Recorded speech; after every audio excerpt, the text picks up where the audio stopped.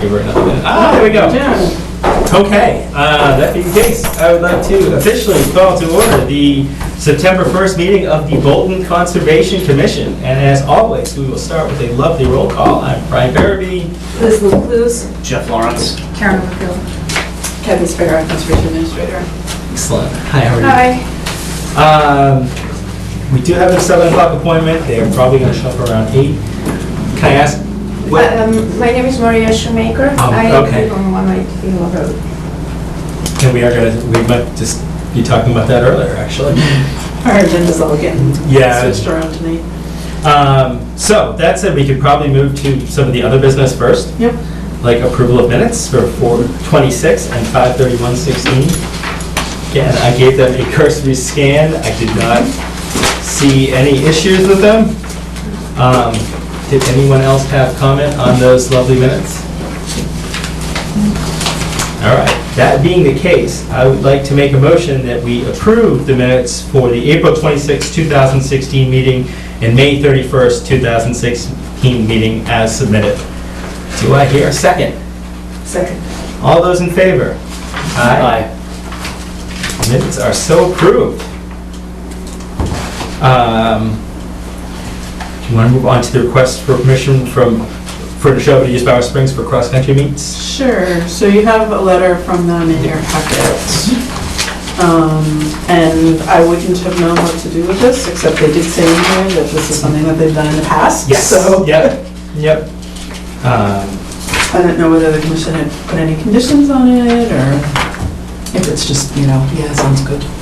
Yeah, I was trying to think of what conditions, if any, we placed on it in the past. And it was, they've been doing it for a number of years. It was basically, I think, just any trash or anything else, but they do that religiously. We've never had a problem with them doing it. Nobody in town's ever had a problem with them doing it. Good. It's respectful, and it's a good use of the conservation area.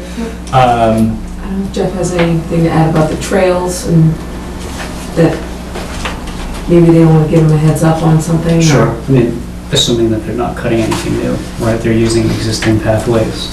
Correct, Yeah, yeah. set. That'll be They part have of the pass, approval. Yeah. It might just be Thank you. us asking them, if possible, for a schedule of when their meets are. I think they have, They placed it there, right?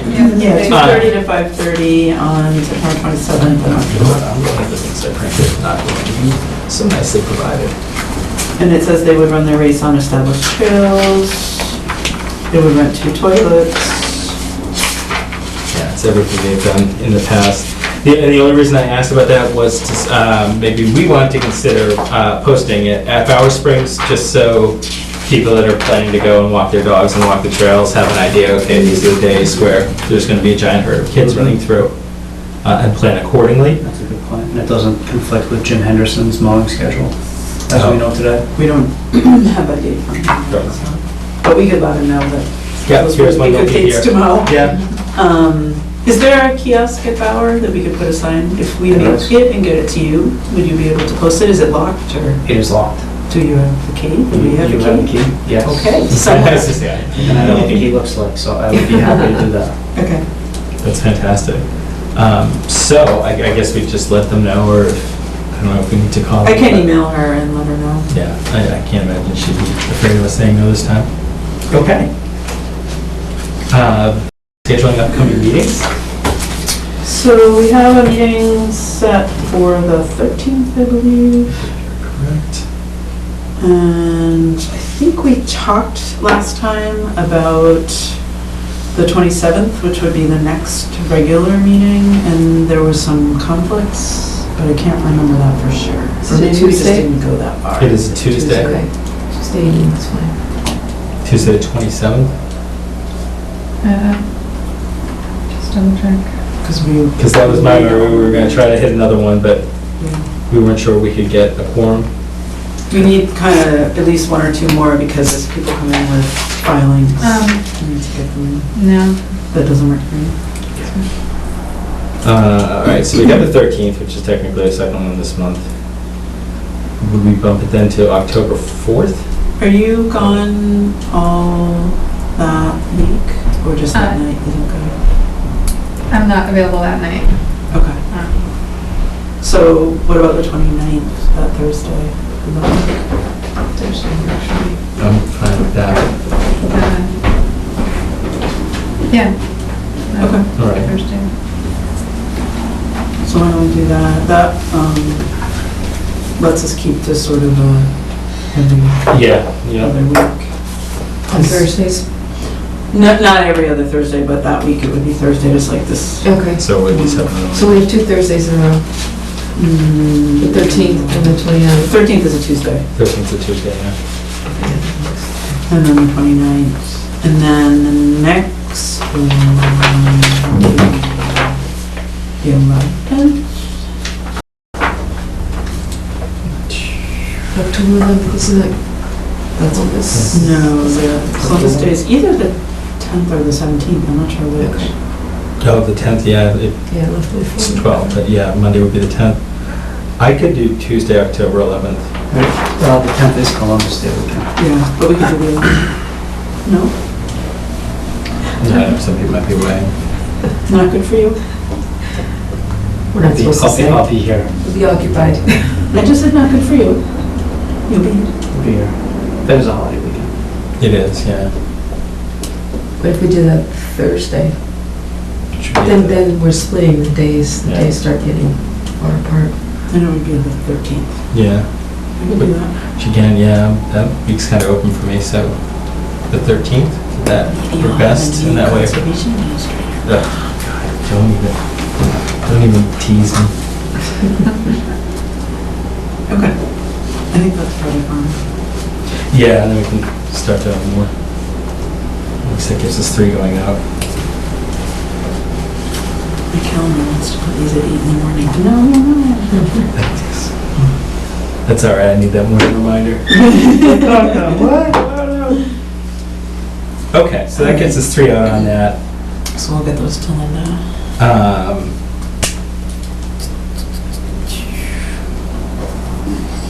I was gonna say, do you want to talk about TPH right now? Because we have Maria here, so she doesn't have to. Are you expecting anybody else? No, Tina could not make it. Okay. And Jonathan's not coming? Jonathan? Yeah. I don't know. Okay. Or do we wait till 7:30? I don't know. Oh, it's just an appointment. I mean, you don't have to take them in the order that they're here, so. Right. Other than the things with, Yeah. or I could do my updates and. Well, yeah, why don't you go ahead and. I think these are relatively brief. Okay, Maybe, hopefully. please. So a mowing update is that we did let Jim know that we would want him for Bower Springs. We did a little bit of research we tried to do a little bit of research on butternut. I talked to Carol about it, and there really isn't anybody sort of in the wings to do it. She said there was somebody who had done it before, didn't want to do it anymore. And then there was somebody else who moved away. So she said, unless you want to, put it out to bid or something, I don't know of anybody else. So, do we want to tell Jim that we want him to do butternut too? If everyone's okay with the cost and how it affects the budget, I Yeah. think, and We have the especially like funds. we had talked about the last time, if there is a benefit for him while he's in town to do both properties at the same time. I would there's- think there is, yeah. It's that time of year when it should be done. Yep. So, I just want to make sure you're comfortable with us. Makes sense? Okay. The Conservation Administrator search. So, we have about a dozen resumes, I think.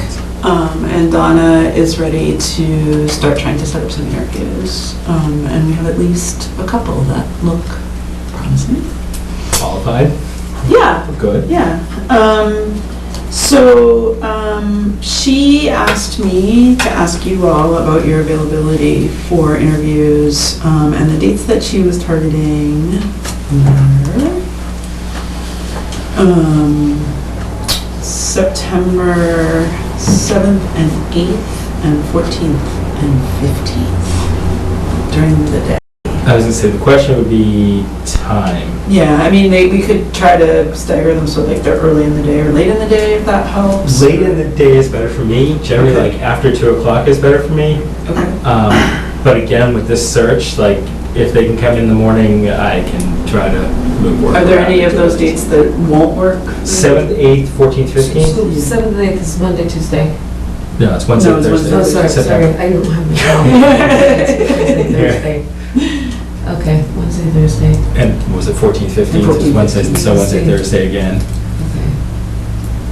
And yeah, the 7th I have something, but that's not till the night.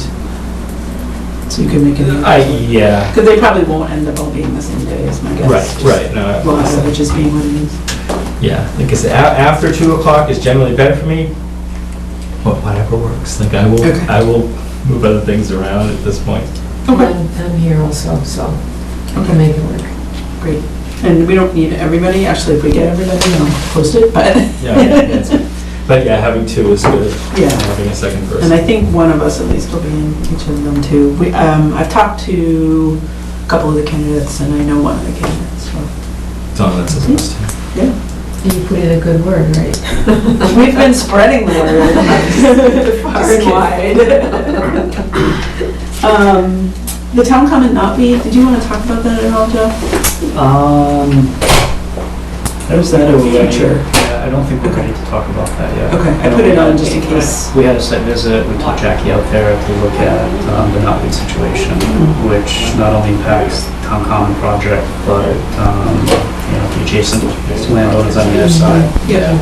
And, potential impacts on the road on what is right now deemed as a repetition.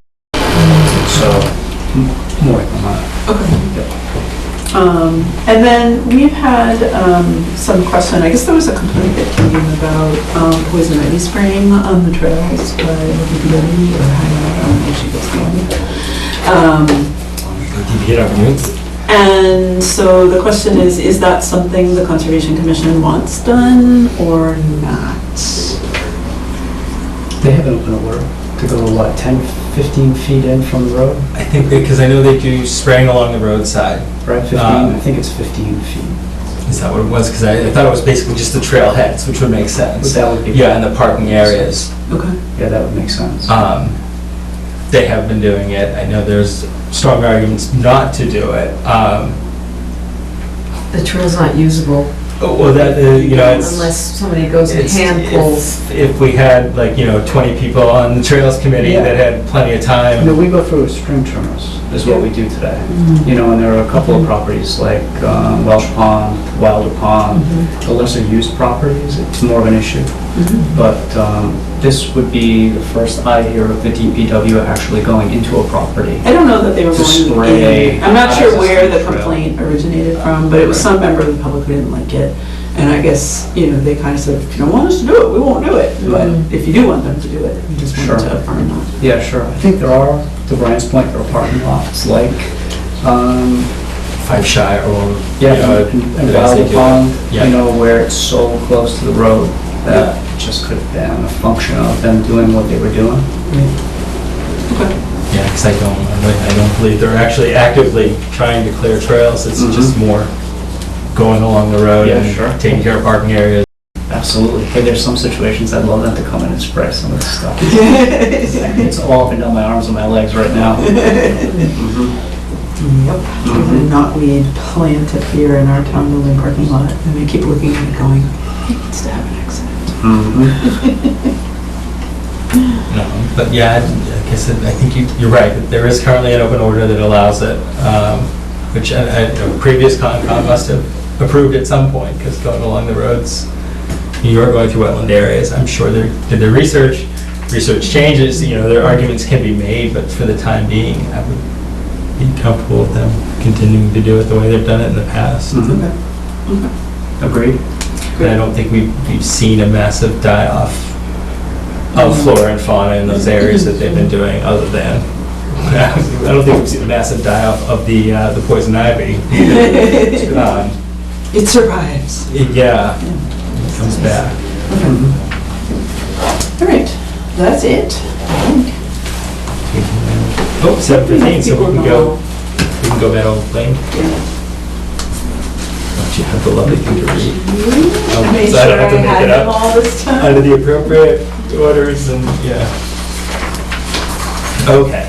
The Bolton Conservation Commission will now hold a public hearing under the provisions of Mass General Law, Chapter 131, Section 40, and under the Bolton Wetland Bylaw, Chapter 233, to consider a minor modification to an order of conditions, to order of conditions number 112-631, filed by James Childs for a culvert repair at 50 Meadow Road. We have representing the Childs. Commissioner Armadillos, and we kind of went over the modification at the last meeting and agreed to basically advertise the hearing and discuss it. I don't know if anybody's had a chance to go out and take a look at the culverts since the last meeting. I did, just because, Greg had done most of this. And I know there was one outstanding issue on the lower culvert as we look at the common driveway.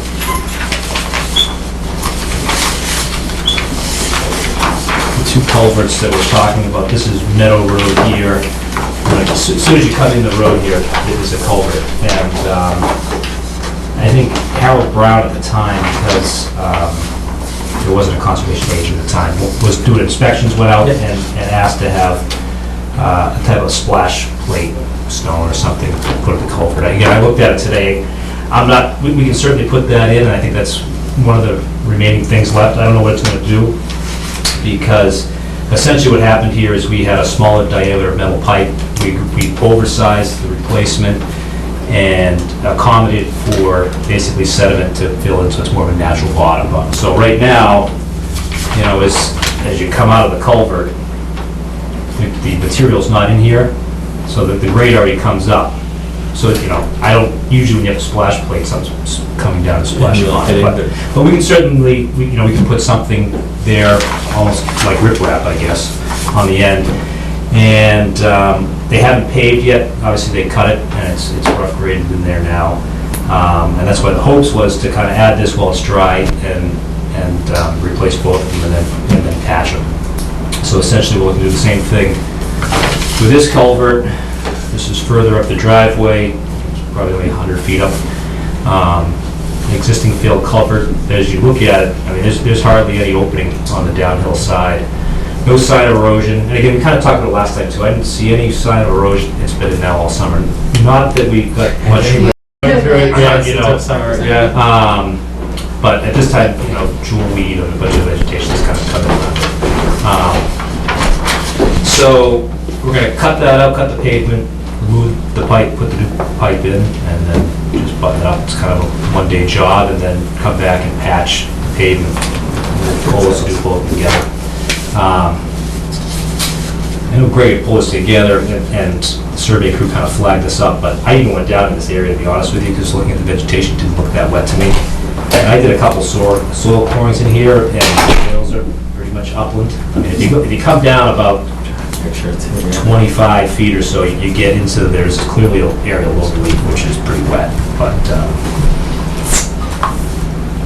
that's pretty much the story. I think one of the other concerns that Jeff raised was the driveway kind of coming down here is pretty steep, and there's no erosion now, but if you're going to open this up, it might be helpful, maybe put some riprap, or they've got some crushed stone on the lower one, but it's pretty small stuff. We might want to just put a little larger riprap or something like that.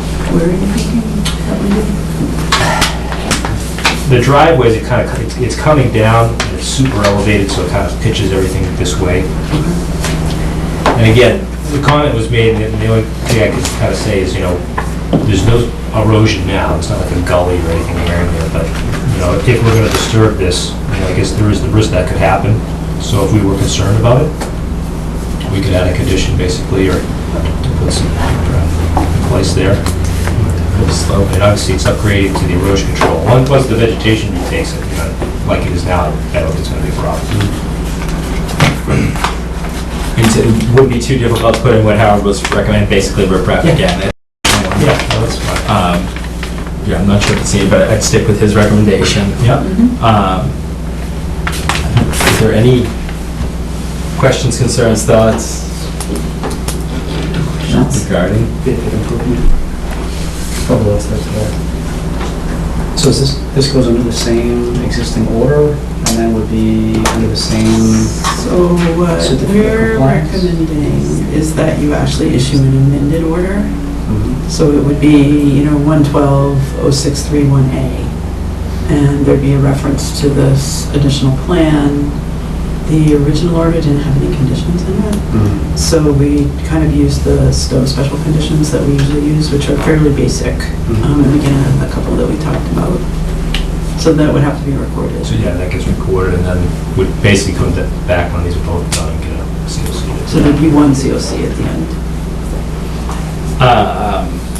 Question is then, how do we propose it? We need to propose to amend the order of conditions? Um, Or See if there's anybody else. Provide- yeah. After that. Yes, no, And you and I close, haven't then gone you to would you for just- your comments yet. You would vote to approve an amended order, Okay. basically. And we have the draft tonight for you to look at. Fantastic. So that's it. First one, do you have any additional questions, concerns? I don't think so. No. All right. Is anybody here for the Meadow Road culvert? Comments, questions, concerns? Okay. So, that said, I'm going to close the hearing and then. okay, make a motion that we close the public hearing for the Meadow Lane, was it 433? 50. That we close the public hearing for the 50 Meadow Lane culvert replacement request for amended O. All those in favor? Aye. Now I'd like to make a motion that we, Do you want me, I'll Oh, please. give you the draft. Let me just take a quick look at it. I don't know if you guys to see your orders. I know. Bring two, in case there's anything objectionable in here.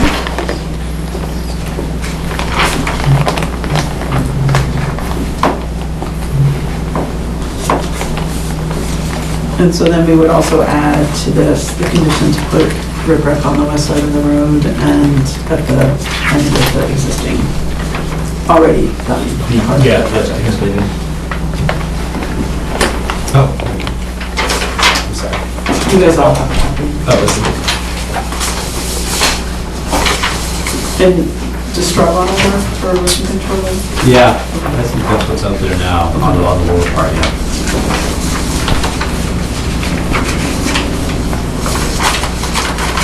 Some of these don't really apply.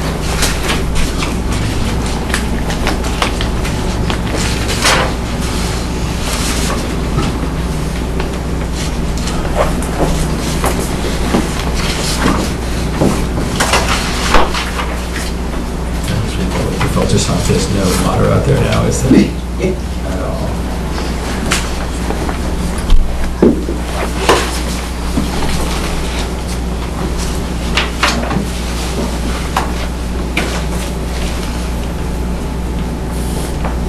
Yeah, applicant the other day, referring to them as straw bottles. It's at the Maybe same it's up to time. bottles.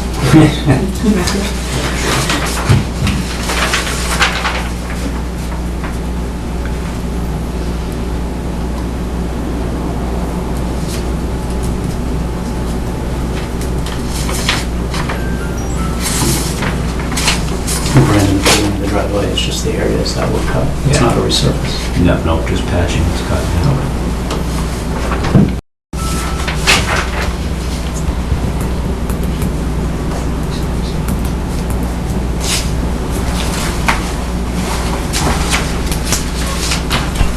Something with that?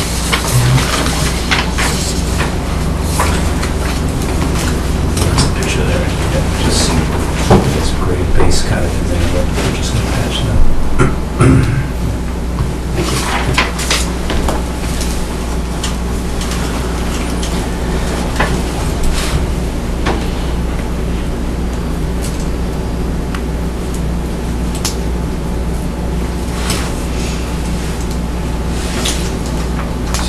Reading through, everybody comfortable with conditions? They stand? All right. So, again, I'm making a motion to issue an amended order. Thank you. For- Yep. All right, so I'd like to make a motion that we issue an amended order of conditions for 50 Meadow Lane culvert replacement project as drawn up and submitted. Can I hear a second? Second. Those in favor? Aye. So You're John Hancock, Thank you. and I'm not sure when we're gonna have this ready for you, since Monday's a holiday, but it'll be next week sometime. Okay, that's fine, yeah.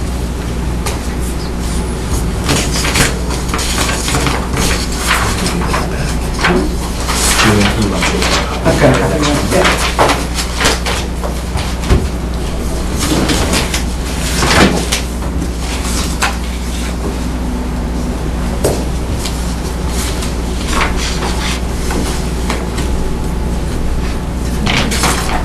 Okay. Scott's not here, so. That's it. Well, it's here, but we're all showing over. What's that? All right. All right. Thank you. Yeah. Where do you want to go next? Should we, close enough just to bump Scott? He's not He's not coming. Why don't we coming. Yeah.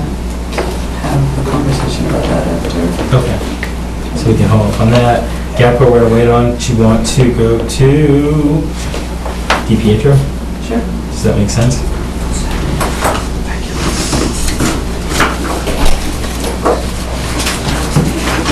We're gonna wait. We can do on Century Mill Road later. Is anybody here to discuss Lot 1 on Century Mill Road? Okay, then we'll definitely hold off till later, so we can have a long conversation on that.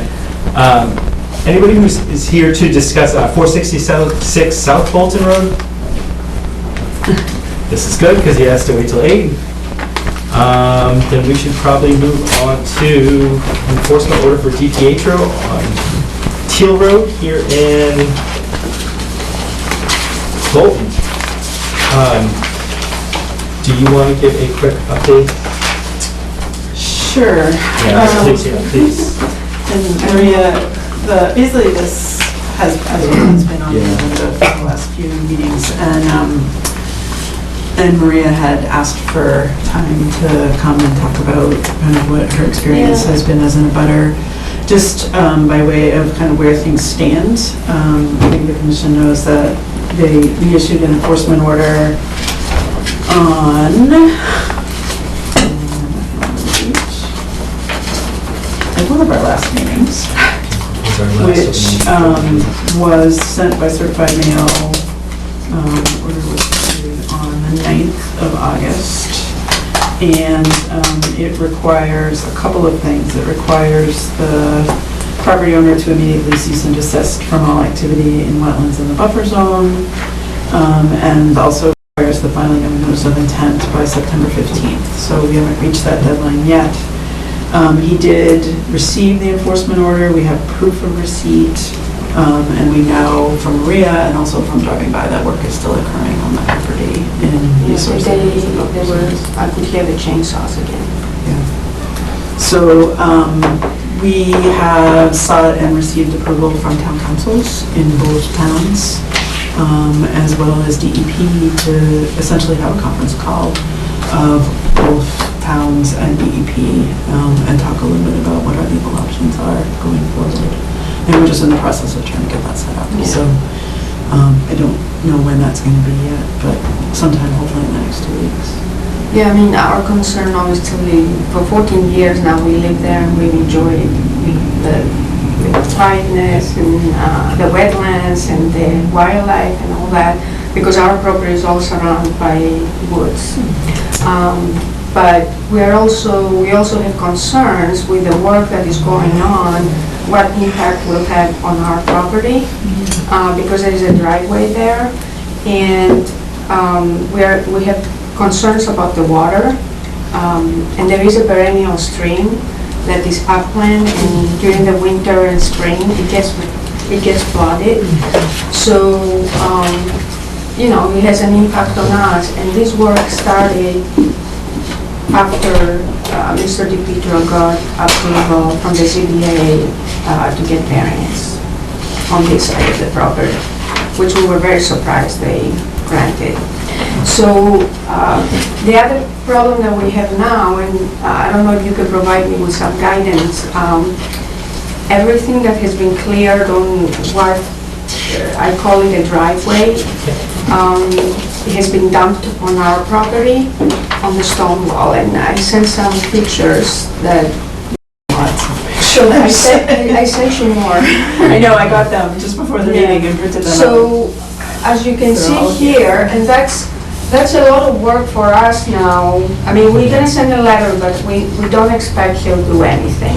No. This is the new driveway that's been done. The stone wall has been there, our understanding, since the colonial times, and it's beautiful. And the amount of debris now on the stone wall that is thrown on the stone wall on our side, it's unbelievable.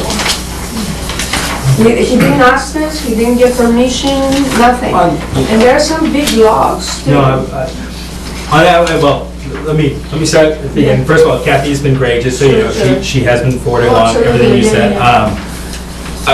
That We're is with not you, what- but, well, no, yeah. but like, we share your frustration. We Yeah. don't share it because we don't live next Yeah, door, right. but I 100% share your frustrations that we do know there's a lot of wetlands back there that we're charged with protecting, Yeah, regardless of what the ZBA did, or, you know, Right. there's no, you know, you don't have permission to cut within, you know, the buffer zones or within the wetlands themselves without coming to us. I know Stowe has even been better in trying to get him to cease and desist. We did all that we possibly could do up to this point, to send him that letter saying, look, you need to stop and you need to come in and talk to us about what's going on, because we do know there's wetlands back there and we do know you're working in them and you've no permission to do so. right. Which kind of gets us stuck in this, you know, what can we do now? It probably doesn't hurt that Stowe is pursuing legal action. Bolton, there's a good chance we may, you know, we're still waiting to see. He does have a few more days to comply, but doesn't appear to have. So, you know, we'll see. It probably couldn't hurt if he's dumping stuff on your property. You know, I would say hire your own lawyer, which I know is it's easy to say, but, you know, that's a personal matter, and you know, from a third angle, probably couldn't hurt. Yeah, I mean, we have talked to a lawyer. Obviously, I'm very frustrated with my husband because for 14 years we've been, like I said, very peaceful where we live.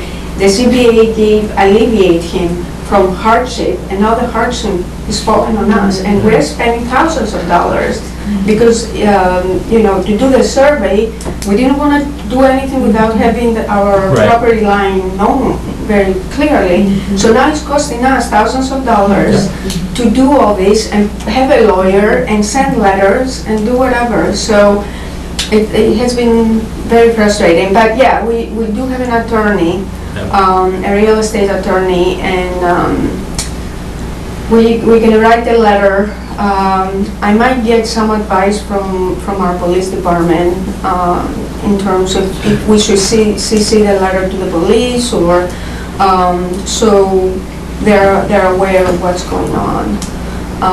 But we don't know what he's gonna dump next. I know.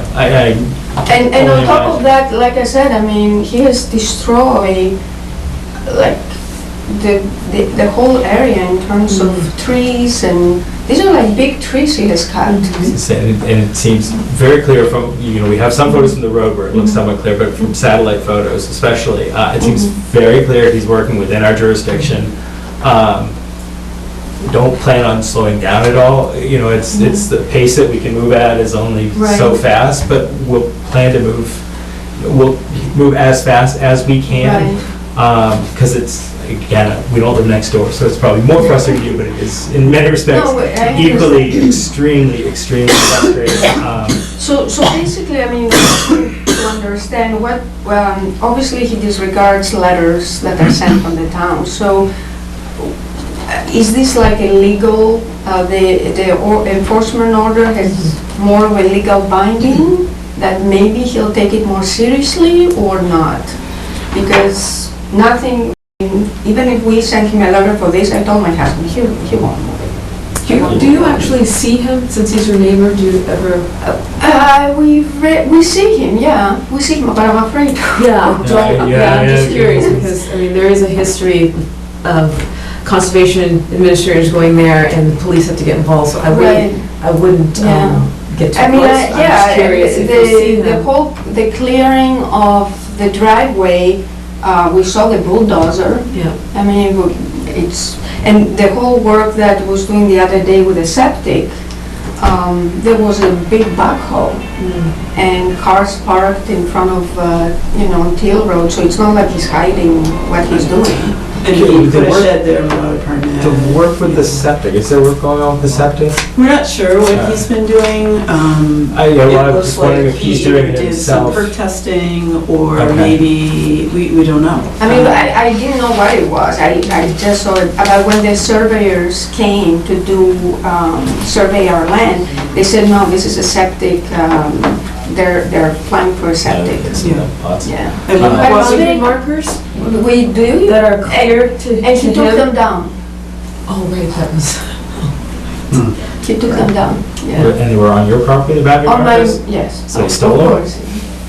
Right, it wasn't that, Though there was one that we don't see right now. They just did they finished, I think it was yesterday, and I sent you a picture, I sent you the pre and after Yeah. picture, because we just walked with my husband there and it's gone. Yeah. But they sprayed the stone, Right. yeah, he's so. aware that that's the boundary. Oh, yeah. Oh, yeah. sure. You know, it's a tough one, because we can't even probably even give you advice, because Yeah, that's kind of out of our jurisdiction. No, I understand. But, you know, if what somebody, you're saying. destroyed something that was on my property, I sure know I'd be calling the Yeah. police and talking to a lawyer and saying, Yeah. I want him arrested for destroying something on my property. But But I guess you anyway, have to see that. Yeah, I know. I'm gonna talk to our chief tomorrow, but the bottom line is, like I said, it's destroying the land. And if it's okay, I think based on our bylaws, it's one thing, but if it's not, then we want it preserved.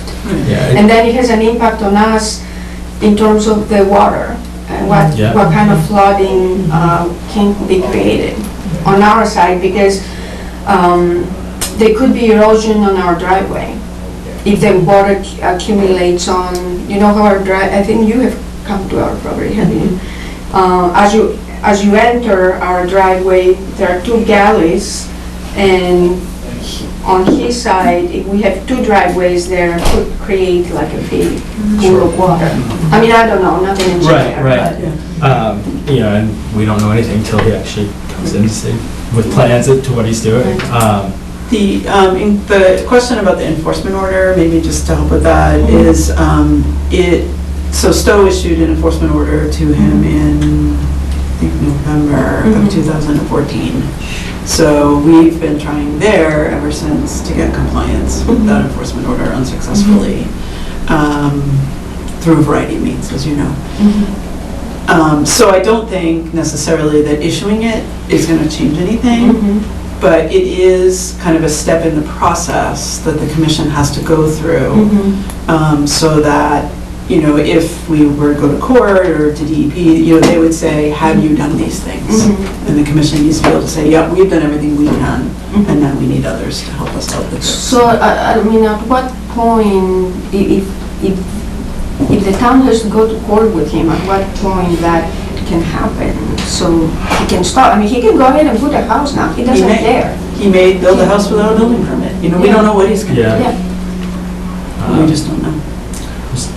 Curious, and you may or may not know the answer, if there's, when you said with the septic, I'm wondering if he's using like an outside contractor, or contract somebody to dig it or pour the cement, that, is it possible for us to, if you see a truck going in, Joe Schmo's concrete, for us to place Joe Schmo's concrete and say, this property, you're not, they're not allowed to do any clearing right now, they have no legal standing to pour this, you cannot pour this. If we think Like, that if we let the company know that he's not legally allowed to have you do this, will that scare them off? I don't believe that any of the trucks that were there the other day had liens on them. If you say yes, I'm assuming.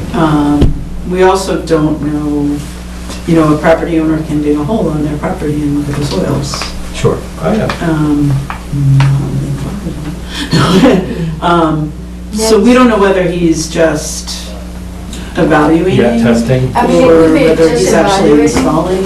And it's pretty close to us. I mean, I would think if he would put a septic or evaluating for a septic would be a little bit, you know. Yeah, Well, certain I'm not sure offsets where it and was, I'll but show you there's where it a is. small upland island, and then there's a bigger upland island beyond that. Yeah, the areas I'll show you because I walked today on our land, on a piece of land with my husband. So here is our property line. The stone wall separates the two properties, and the septic is somewhere here. Yeah, so I don't Over think, here. I'm not sure there's anywhere on that little upland island that he can be 100 feet from a wetland. Yeah, I think it's somewhere here. And really- Because it's below, if you take a look even of some of the pictures I sent, it's, I took them from here facing this way, but it was not too far down, it was Yeah. somewhere here.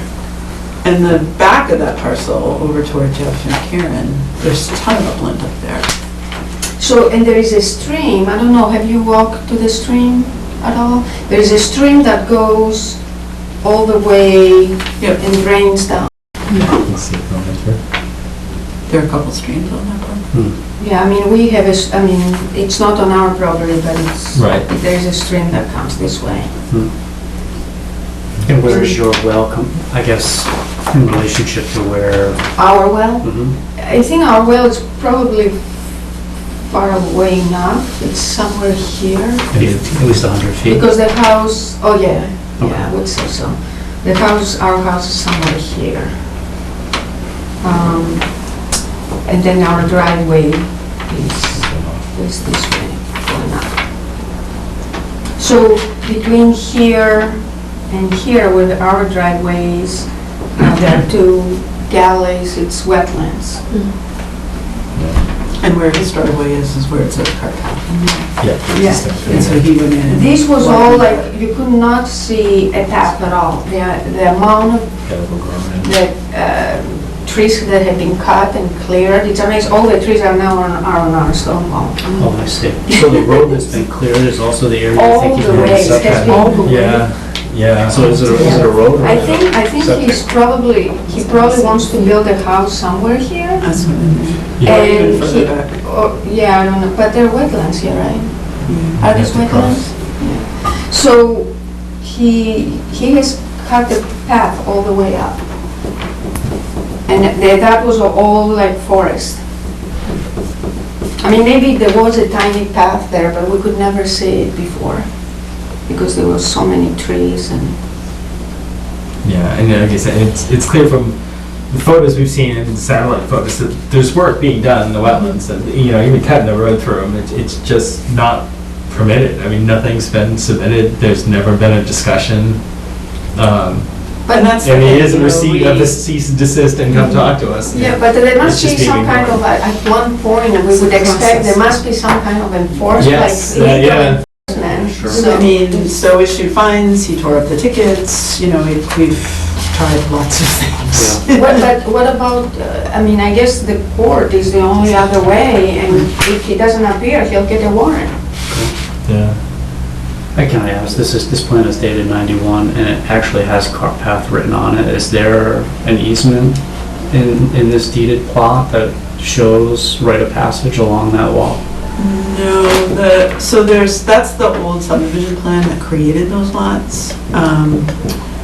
That's what the But town. if you look at the commission's wetland delineation that was approved back in 2005, Mhm. it doesn't even show the cart road anymore. That whole area was wetland that the road goes through. The other thing I would like to ask, and I told that to Jonathan Keep, is, especially after what happened with the ZBA, the zoning requirements per chapter 40, Mass General Law, chapter 40, it says that all 4 criteria need to be met. And the first criterion is about topography and all that. So I don't understand in some ways like why the commissions don't work together, because in reality, I think that he should have gone first to the Conservation Commission or invite the Conservation Commission for, during the ZBA meeting they completely disregarded I asked them 4 times how the 4 criteria are met, because the law says all 4 have to be met, and they ignore me. So I know both Stowe and Bolton sent letters to the ZBA. No, I Even know. just asking that Right. the permit, variance conditions include a requirement to file. Right. I'm ignorant of those So- 4 conditions that need to be met, and maybe that's another conversation, is I might just need Those some are, of the. those are for the ZBA. Right. Yeah, it's for Well, the I'm ZBA wondering if I decision. just need to go to the next ZBA commission meeting and ask that same question, because I think we had the same question with Century Mill Road. I'm not really sure that met, but maybe it perfectly did, and maybe it's just me going and talking to them and asking them to please talk to us if, there's significant wetlands on any parcel they're Yeah, discussing. not only that, but and Kathy probably has all the history, but I went through meeting minutes from the previous hearings that we had on this property, that we've been there living now for 14 years, so we've gone through this several times, and they never awarded variance, the way, as far as we know, because there were so many issues with the first criterion, and water, etc. So they could not even tell us what changed, Yeah, why it was. why it changed. And I would expect somebody from the conservation should be there as more of the experts to provide them some advice. Because, now we have the hardship. Yeah. So that NOI is due on the 15th, is that the correct date? But the cease and desist was from the moment of receiving the letter, which was signed from the 9th, I think. But he got one from Stowe last year. This has Didn't get the been, cease and desist on So Just what, to be fair. Yeah. so what we is just the got next it. step? Say, I don't expect he'll 20. respond to anything, so then Right. what is the next step? So our next step is the conference call that I mentioned, of the 2 town councils, staff, DEP, to sort of look at what our legal options are at this point.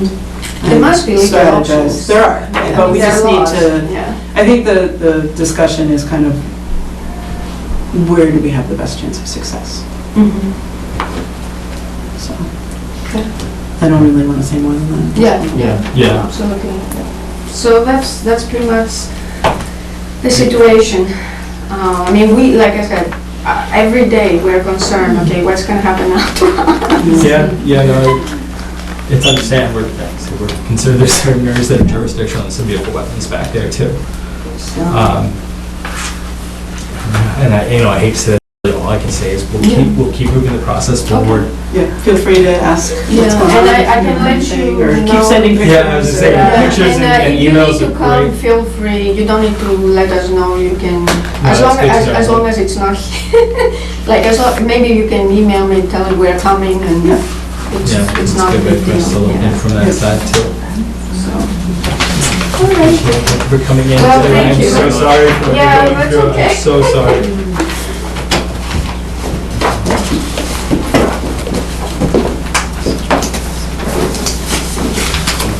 Thanks again. Thank you. Bye-bye.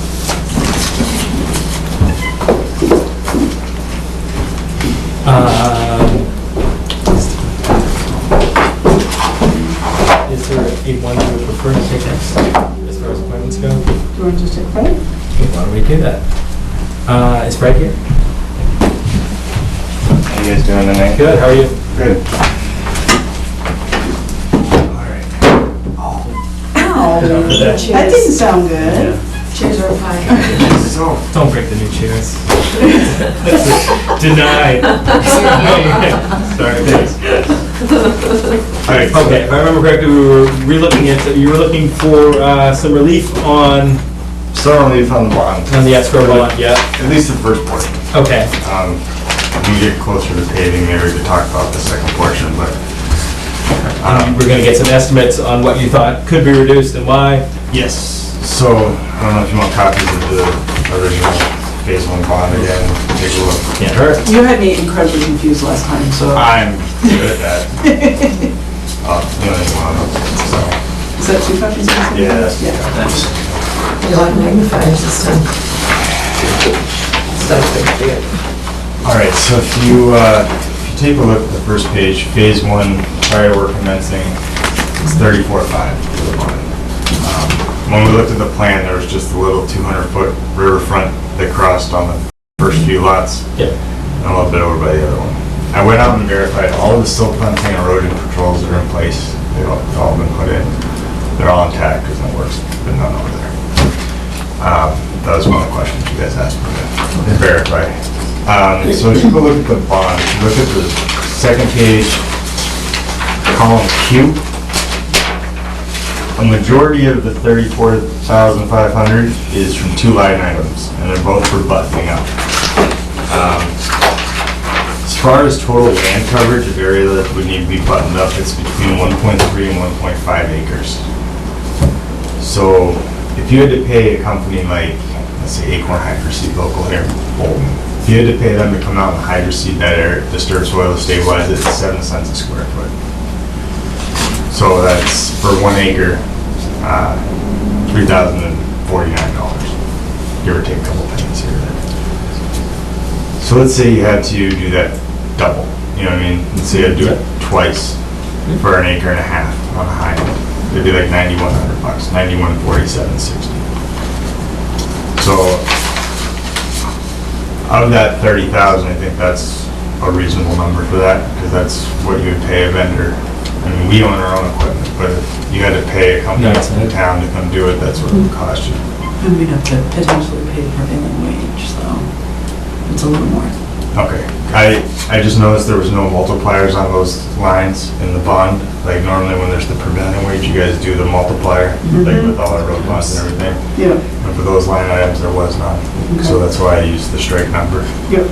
I'm not contesting the $1,000 for the tree marking and the trail easements. I don't know what that would cost. I know they take somebody time surveying to do it, I'm sure. So I'm not arguing that number.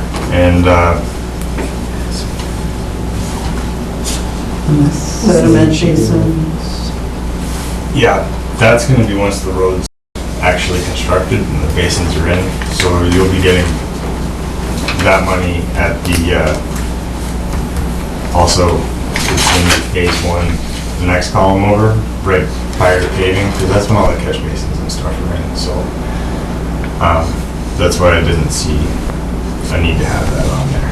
So what I came up with was the 9,100 plus the 1,100, and I said even if you cut that the basin portion in half, that'd be another 1,500 to give you 11,600 for the bond.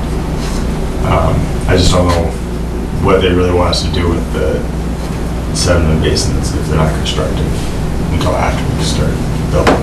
But Fred, can I ask a question? absolutely. Just so it's clear in my mind. Yeah. Because most of the other categories are zeros. Yeah. Okay, so Right. you have a lot of scope of work in here, but you're not backing it with any Because it doesn't bonds. take place within your area. We're bonding it with the town for planning board for the road, Okay. but these items don't take place in the area in which is in the lot. That- They're like on the very back corners of lots. so- Okay, so and I think you've answered my question, and I'll just ask it. Yeah. So that it's asked. If I look at column Q, Yep. and I'm looking at, it's 25,000 to button up if site developer underway and goes out of business. Yeah. That does not include the aggregate for all of the other work that's represented on this spreadsheet.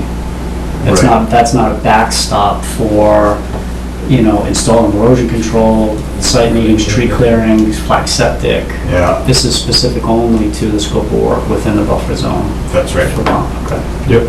For Concom. For the road, we have a whole other set of bonds that go through planning board. Okay. So those have, and it's a much larger. Imagine. I can imagine. It's 1.5 times the cost of the road. Okay.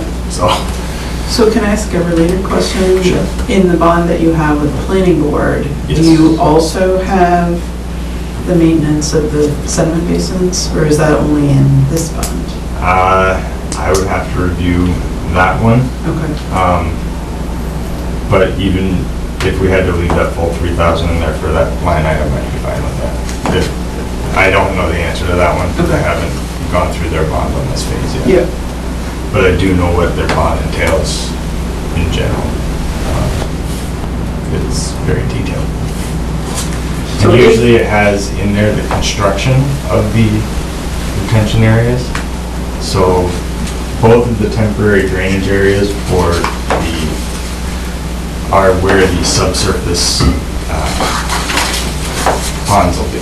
So they're the tubes under the ground with the gravel and sand. So they're subsurface. Giant leaching fields, but for drainage water. So if we kept the whole 3,000 in, just running the numbers, that would be 13,1, is that right?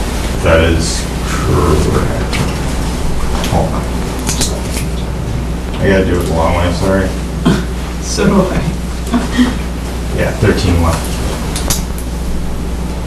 If you keep the full amount for the 3,000 in there. Okay. And the tree markings along the trail easement 1,000, that's staying. That stays as is. Could we, at some point, Fred, go look at that together? Absolutely, whenever you want. Okay, thank you. Do you guys have my number or email? I do.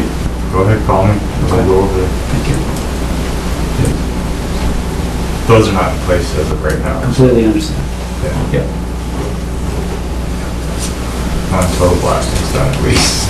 And we have all the equipment out of there. Okay. That'll be one of the things we do push them. Okay. As the road gets paved, that Appreciate it.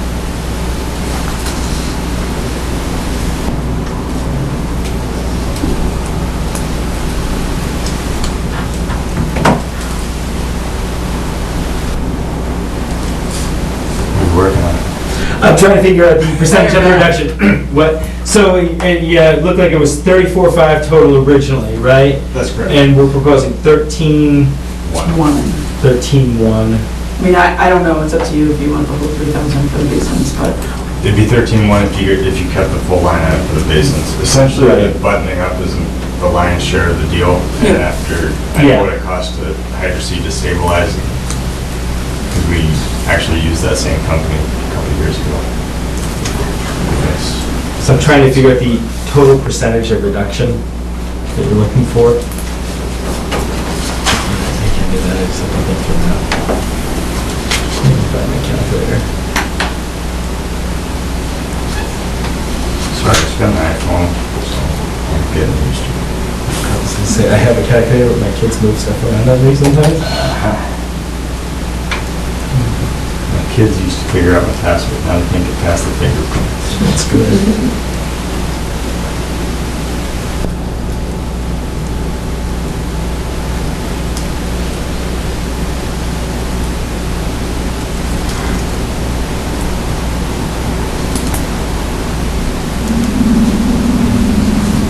$62? 62% reduction rate.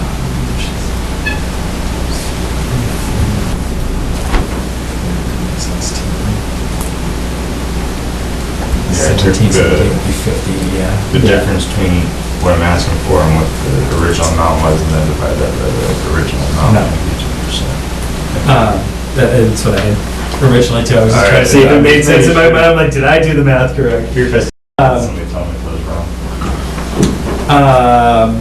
Your question about prevailing wage, would that, I haven't done this a lot. yeah, sorry, I yeah. know that when I was on the planning board and we had to pull some bonds and do the work, it always cost us more than we thought it would.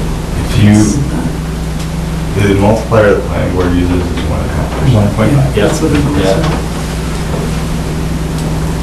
You know, I don't know what the thrush, is it any work? Does it have to be more than a certain dollar value? That's the piece I don't know. I don't know. Yeah. I don't have to hire. I can't say offhand. I would assume you would have to, I guess I put it down. Well, let me see. Other thoughts? Well, we haven't had to pull any bonds against this project yet, right? So there's no precedent to say, you know, we've been burned. No, but it's come very close. Very, very, very close. And it's multiple years behind. I know others have stronger thoughts on that, but, just being Project's fair, also been going really since has been. the the bad economy. Yes, yeah. But I mean, that's the whole thing. Like, I think a lot of those problems were like the economy went bad, and it was like, oh shoot, you just throw in my hands. Oh well, we're gonna go bankrupt. You'll have to deal with it. And then the economy comes back, but the economy turns again next year. Is it going to be another? Oh, we're not working on this anymore, and we have residents living there. The town has to maintain the roads now, which we're not technically maintaining right now.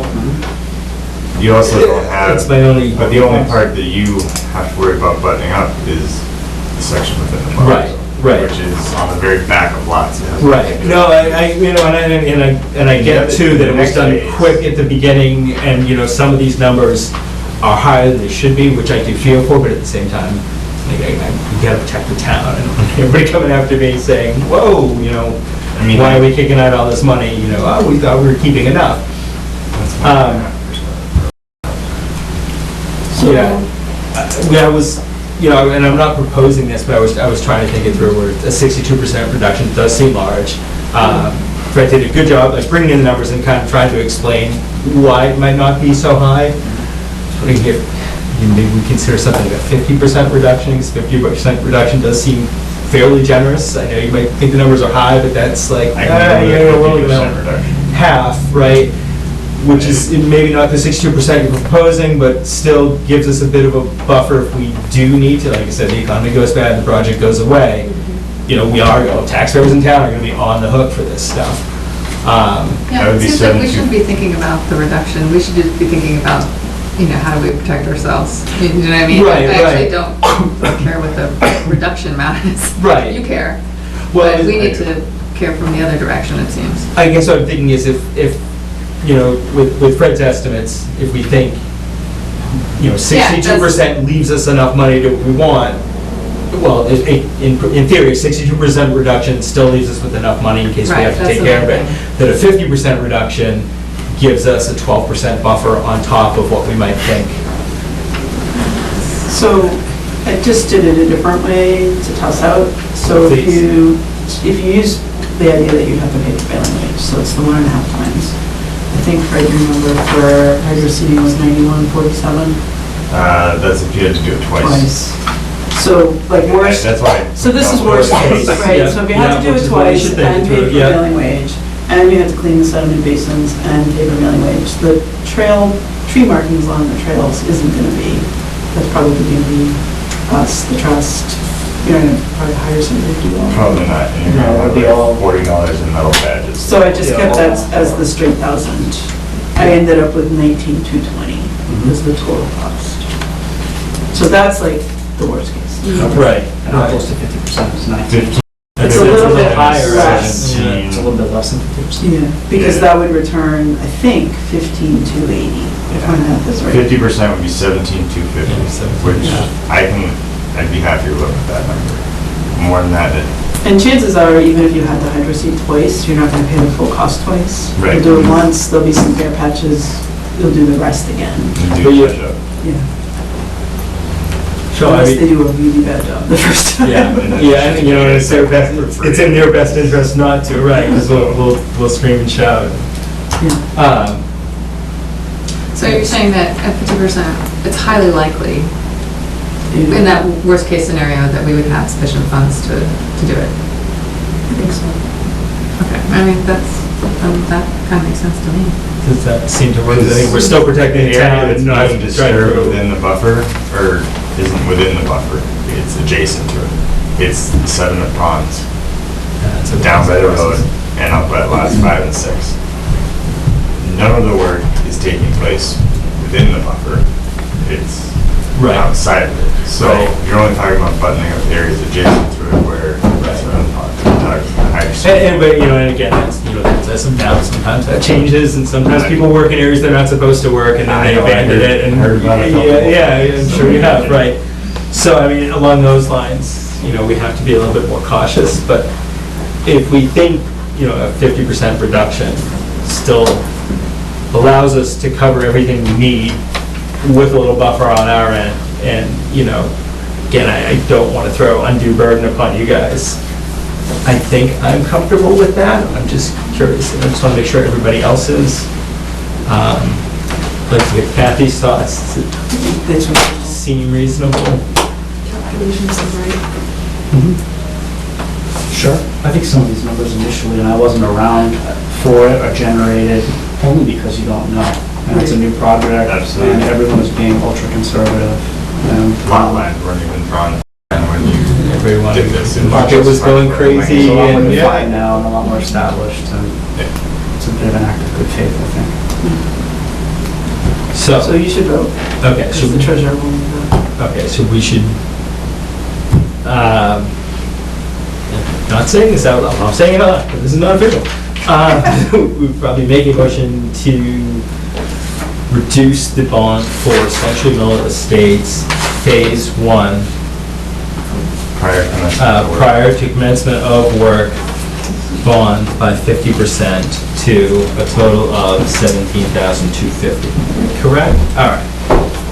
In that case, I would like to make a motion that we reduce the bond for Century Mill Estates Phase 1 prior to commencing work bond amount by 50% to a total of $17,500. 17,250. Apologies.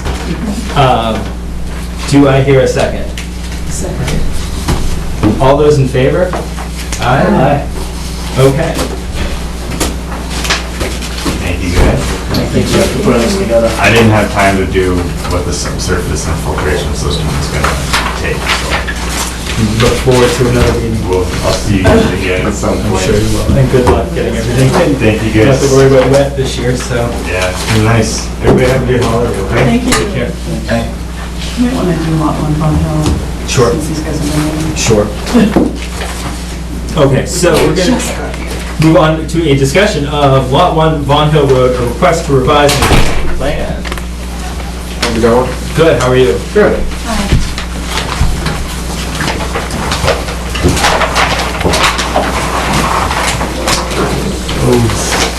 Basically, we moved the house and septic system from the original plan.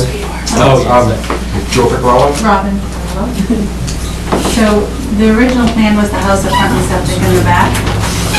And we changed that, because I don't like to be right on the road and have kids, and I'd just rather be further back. So we're waiting just on the approval from the Board of Health, Yeah. the septic design. And we're not, there's an existing barn, which I believe that no one was really aware of at the time, because it wasn't on any of the plans. or On the anything. plan stopped like right here. Right. If you looked at the whole lot plan, but not an itemized plan like this, it showed the barn, but when it got approved, all they showed was this much of the land, that's all they wanted to deal with.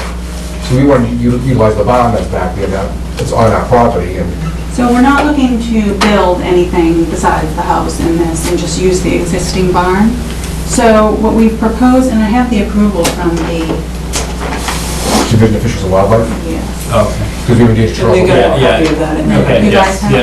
that? Yeah. Okay, so we actually have two proposals, and one would be, this split rail fence ends right here, and we would like it if we could put that out to here and still maintain the area. So there's two proposals to you guys right now that, so right here, if we just maintain this area as meadowland and Lawn. as lawn, I mean, because this is an almost 6-acre parcel, and right now, all we have usable is the 1 acre.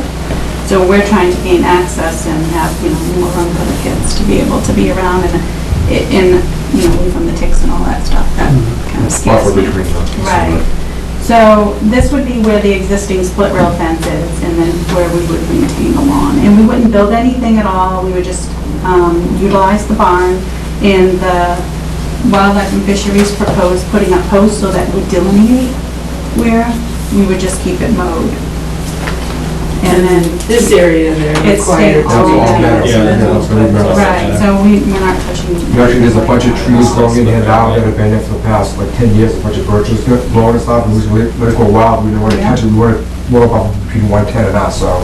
Yeah. The more these that grow, the better it is, so we don't want to do anything with that And I at all. don't even think that this has been maintained at all for years. I think it was supposed to be mowed once a year. Yep. Yeah, That, I From think November- it's, I think, November once a till year mowing, March or but something. yeah, it's. November to March. if I remember right, you have an obligation to mow it once a year. Right. So you won't be able to just leave it. Right, okay. Right, so but it's between November and March, I believe. Right. You So- can service it. If we were able to move the split rail fence, and that would be, again, more of an area to protect the turtles and wildlife, not, coming into this area as well. So it would just be pushed, so that the fence comes here, we would like to utilize this fenced area, and then just have this maintained. So you would do a gate or something? like Yeah, that? this would be, we'd have a gate. Yeah. Either way, we would have a gate just to enter. And we would still put the post just to, again, to delineate the area. So this would still be on. Yes. Yeah. Well, a semi-long, I'm not sure how much more it's Yeah. gonna be there, it's gonna be just an access, basically, I think it's gonna be a really nice mid-good lawn, it's just gonna Right. be basically access to the barn, Okay. and Is it, utilize it. is it vehicular access or just Well, pedestrian? like- I'd probably keep like my lawn tractor there and stuff, and, just kids' miscellaneous bikes. kids' bikes and things back there. There and- no heavy equipment, No, no cars or no, anything like that, no. paint? Nope, we don't need to do all that. So this was the limit of the buffer, so where, do you know often where the wetlands are? It's Yeah. coming See off right of? here? You can see Yeah, the you see wetland all line along here, right? Comes like that, and then And it this was comes the- down to then- that point, Right, I Yeah. think just and mark, then up again. just mimic the This- wetlands, I think. Yes. Right, but then it comes So- up too from this I think side, there's right? up here So somewhere. because that additional area they want to maintain as lawn was in the buffer zone, I suggested I think tonight. And any improvements proposed for this Well, barn? I think that we would Freshened up, just, we've been back it's a like couple times, peeling paint or painted and stuff, something. the roof on there, it's an old red barn with all flaking paint, so maybe just resurface it, maybe Make reface sure it it, was to structural. make it look semi-decent on the side, because it's all, Right. because it's basically plywood wrapped, and it's kind of, flaking and stuff, so it's probably just a little maintenance on the barn Right, to make it usable. right, but it's not tear down, rebuilt? No. I don't think so, no, it looks pretty Because it has a solid. metal frame too.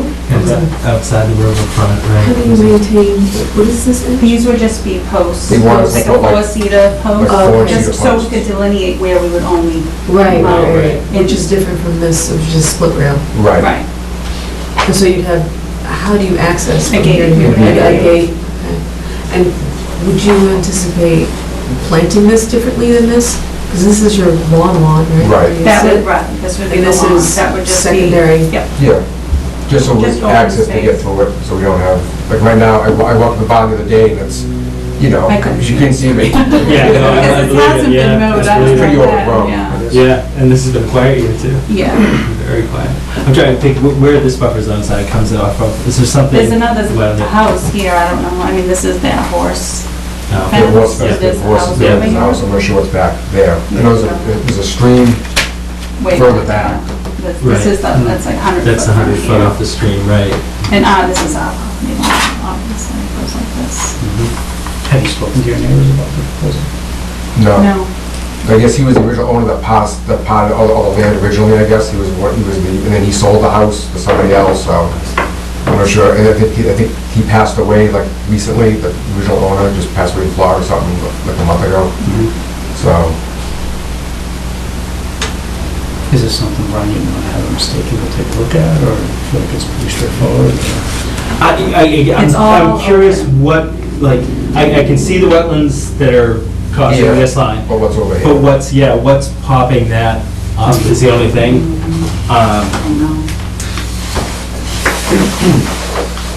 It has We to don't be have something, that. this is another level. Yeah, that's 100 foot, But I think, and that's outside of it, which is probably why they had you stake it that way, so it comes up with a 100 foot, which is great. when we look at it, it's just dry, open. This is Yeah, all- yeah, well, and this year's a tough year As to you walk further determine back, you can see anything. moisture back there, so they walk, Yeah. as far as I But wanted to walk back. This is a strange year. It's very dry there. It's really, and we're even supposed to be, are we in the point where we have to like consider things differently because it's so dry this Sure. year? I mean, it's Right. actually, Okay, I was shocked that the wildlife was so eager to, no problem, that's fine, they were, I thought they'd be the more difficult. yeah, no, they're Because pretty they need good, to- yeah, if you allow the They- access and everything can still go This across. helps. Oh, here we go. Oh. Yeah. A little bit. Right, so is, This is confusing because there were two lots. Right here, 'cause that were there's the bundled barn. in the same- Oh, there, Right, yeah. there's the barn. Yeah. So it doesn't look like there's And actually then anything they cut this lot in half or something? 'Cause Yeah. I guess there's 3 lots there now, there's one lot that's not buildable, Yeah. the second lot then with, so there are 3 lots, but one's not buildable, Yeah. I was told. That actually is the floodplain map, so hold on. I think there might be one on that. Ah, and there's the barn. I'm not sure what's out of this direction. This is like the northeast. Yeah, I mean, because they clearly brought it in and then back out, so it was that delineation popping off something, but I don't That know. looks like there's a- Maybe That's what it's there's on the barn, it's I a think, pond yeah. or something with it.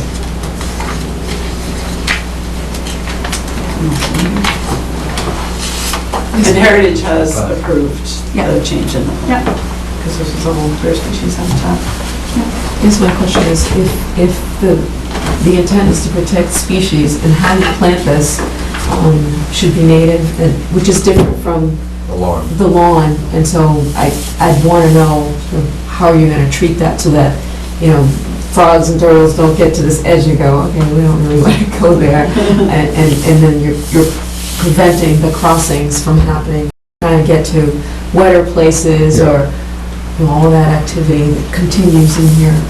Well, and we were actually surprised that this was a split rail fence because they're still going to come across into our area Yeah. as well. So you can't really tell them where to go. I think the Yeah, fence it's is less about preventing It's migration, people It's coming delineating, in. more about delineating your zone. Right, that's why we want Yeah. the fence out here, that That's would the reason we definitely do it, delineate yeah. more, if the fence further back, like we wanted to, then that would definitely keep us off, Yeah.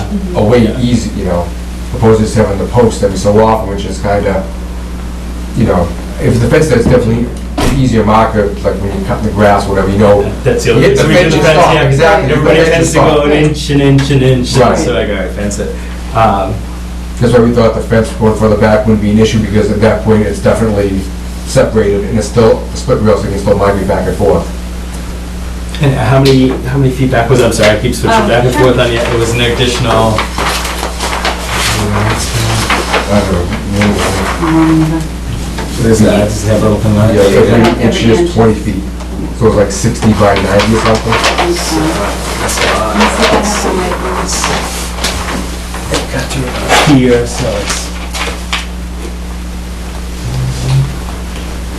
There's a post right there, so it's, I 60 feet. think it's Oh, an there you existing go. post. 'Cause that's where Yep. the jog is right there. Yep, so that's it's just there like- to there. Right, but it was like 60 by 90 feet. And that's what the, yeah, it looks like every inch is 20, that's gonna look about 60. Right? Okay. No, I'm curious to hear other thoughts, comments, questions. I should ask too, is anybody else, in the audience here now to discuss? Okay. We did get a call today from someone across the street who had some concerns, and Jackie explained that this was happening tonight, so. Right, this is a perk test. Yeah. We had the perk test We're on done. Yeah. 24th, so Oh, that's right, they yeah, must have saw switched the, the- Yeah. they must have saw the equipment there, you know, so they must have said, geez, what's going on over there? It's been sale for a while.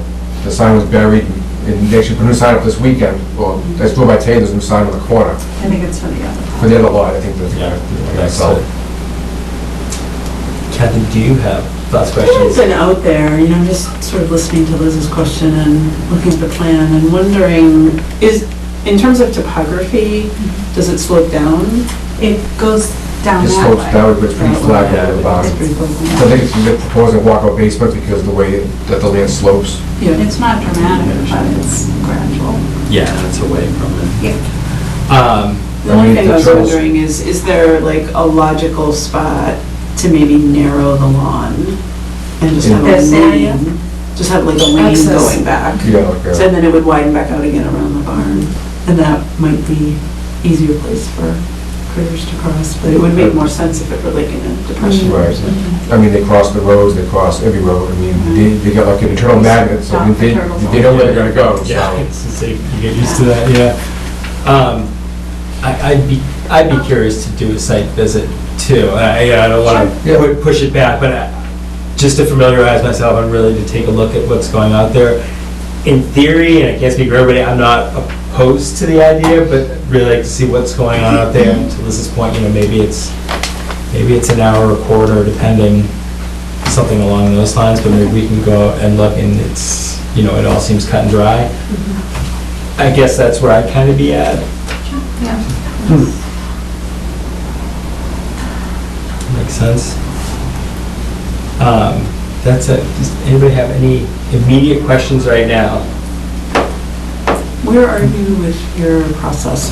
Do you have a PNS, or are you waiting Yes. for this answer? Well, or- We haven't signed it yet, we're We're waiting for the perk. to come in, and that came in, now we're So we've already for put the deposit down, and we already have a date set for the, sign the PNS, and now we're just waiting, thank you. Yeah, exactly. It's been a long road. and now we're just waiting for, like I said, the subject to be approved. Okay. He doesn't, Brandon doesn't think that everything falls within the guidelines. Yeah, everything perked well, he said, so he doesn't see any issues with it, so just, but Bill Booking is so backed up with everything, it's like, he couldn't give us a date today when he'd have it finalized until he gets it from Brandon next week, and then it's like, we'll see how effective he's at that point, because he's been doing a bunch of stuff lately, so. Because I don't want to like stop you, because there is a chance we say, no, you really can, it's got to Right. go there. I'm not saying we're going to do that. Right, It right. looks like it's something we can definitely work with, but I hope that's not Right. totally throwing you. But the main thing was moving the house was the main thing. Yeah, And we that's put it. it supposed to be August 1st, we get the perk test until the 24th. It was so backed up, so we lost a whole month, now it's September 1st, now we're losing another month. Now into November 1st, and I'd like the foundation poured before the bad weather gets in, with a tight, but Yeah. who knows what's gonna happen or not, so it's a We al- waiting game. We also spoke with the fishing, Jesse over there, we dealt with him before, it's very nice, but we would like to put the silt up first, so that the turtles can't get into any of the Well, it's gonna area. be blocked out for some, And then do here's the the silt. split rail fence afterwards, and then remove the silt, so that's not, And they want that to wrap all around the whole project with just a gate in the front that Right. removal every night, so trolls Yeah, don't that's come usually on what the, they'll do. property. Yeah, so. well, a lot of it's, as they're building, they're worried about siltation coming Right. down. Right, the That's- turtles it's getting more- the it's webs. more- Well, it's more so protecting the wetlands than protecting the turtles. So Right. protecting the turtles is Yeah. important, and that's national heritage. Right. But for us, it's Yep. keeping the The wetlands, wetlands, keeping right. anything. And that's what they wanted up here, even though it's above the Yeah. elevation, it's gonna flow this way, just to keep, Keep the them from coming in and getting trapped. Yeah, Right. yeah. So, that said, is it possible to try to schedule a site visit tonight? it's kinda dark out tonight. No. That's it. Just to schedule one, does that make sense? I think the gate's open, so, Well, I'm sure they closed it before, after they did the perk test. There's a big gate, there's big old metal gate. the weeds or the vines are all. Oh, okay, so on both When they got sides. the backhoe in for the perk test, Fine. they opened the They gate. actually finally got Yes, yes. Is it something we could try to run out to next week? Are people around next week? What is next week? Wow. That's crazy, it's already a long weekend, I know. Mondays. Are people around the 6th? Is that? That's Tuesday. And like other nights are fine by me too. Tuesday night's fine. Let's see what Jeff said. And I don't know if, We have a meeting. oh, that's right. I don't know if you'd want to attend. And I'd like to come on the site I don't feel visit. like I need to, so I think if Yeah. you guys, if that works for you, we have our commission meeting at the same time. No, that's fine. We could take photos. And I don't know what you guys have thinking for the night. Tuesdays. Tuesday works? The 6th. Is there a time that works for everybody?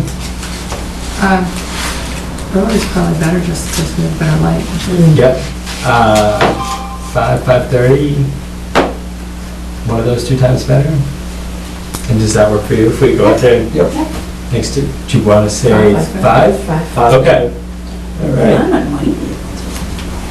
Right. It's on the other end of town.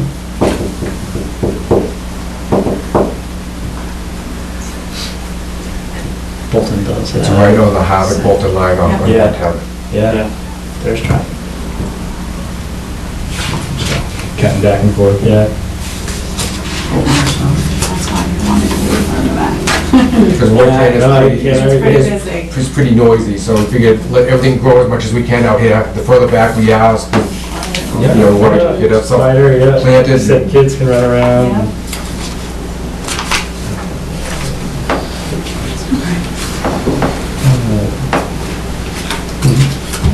Okay, in that case, I need to make a motion to continue it?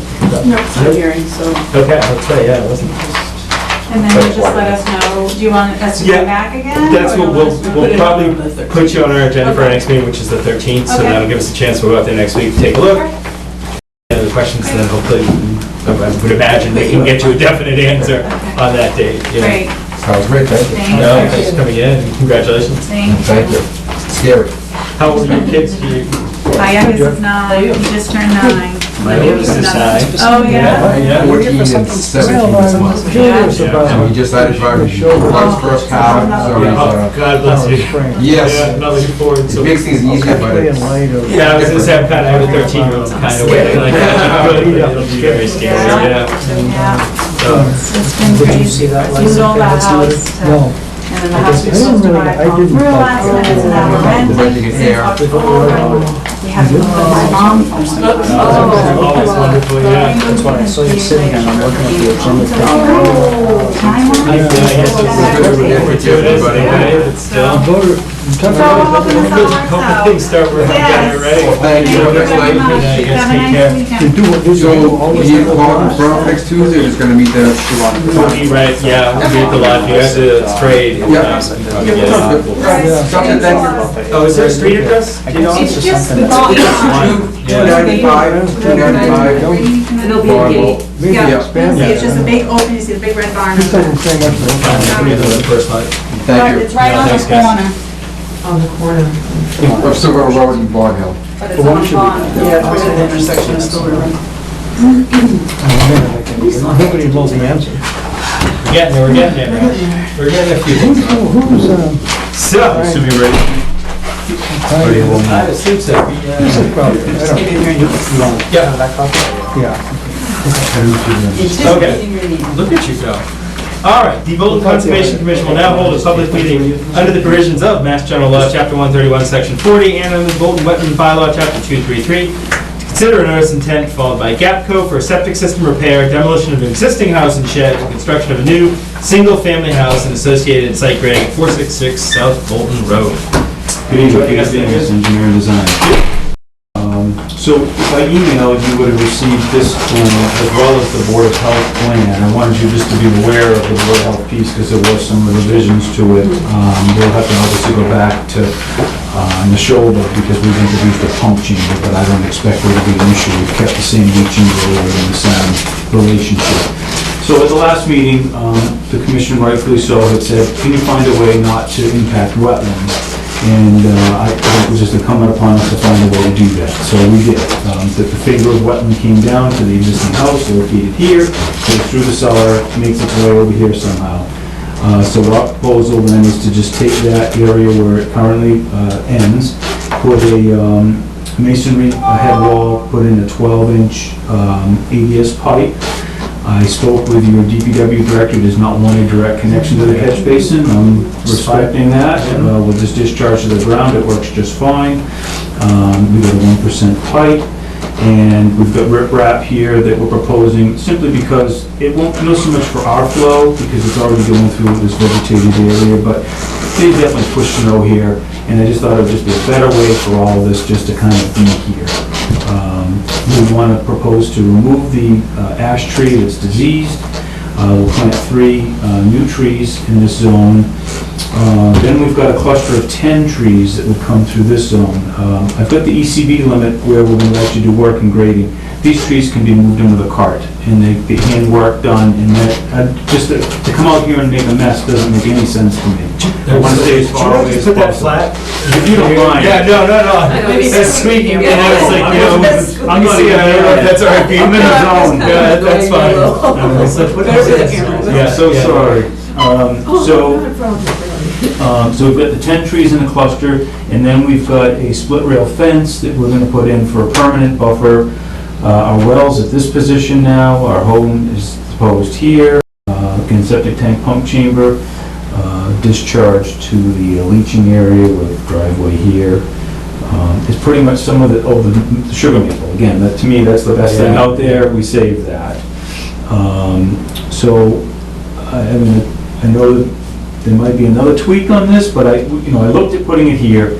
There's just no way you can fit the house behind the system. You have to be 20 feet away.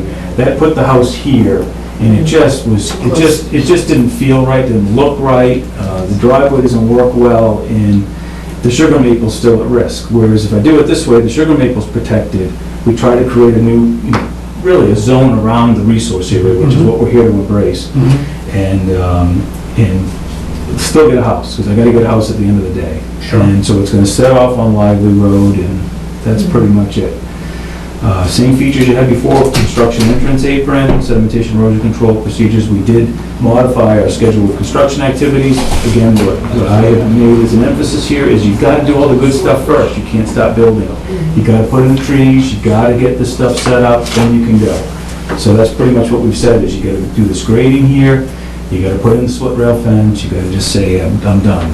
And then we want to get all that seeded right away. The idea here is if you get us this order of conditions and, this timeline here, we can get the work done. We're still in a construction season where we can accomplish that. It seems like winter's right around the corner, but It does. it's not really that far away now that school started. So that's it. I look forward to your support, and thank you for your patience in how we put this together. Sure. You talked about seating, were you talking about? Yeah, so specifically what we're saying is you've got to put the ECV in, that has to go in first, that's your start of your job. Then you've got to do this limited grading work. In suit, the limited grading work right through here. What we want to do is just get that established. Then you can come and build a house. Wait, when you're creating, what are you grading? This is just a small fill that has to go in this edge right here. We just want to get that in and established. We know they're going to work around the house, so that's not going to get seeded. But this embankment, once the trees go in, they don't need to be there anymore. So the idea would be to get that established. The house gets raised, you can start building a new house. We just want to have a sequence, so we're basically saying to the contractor, you got to do the stuff that we said we'd do first. I just know how sometimes this stuff goes. It gets done at the end, it gets done at the wrong time of year. The best time to plant these trees is the fall. They're just going to winter over and they'll be ready for spring. I don't want someone to postpone it.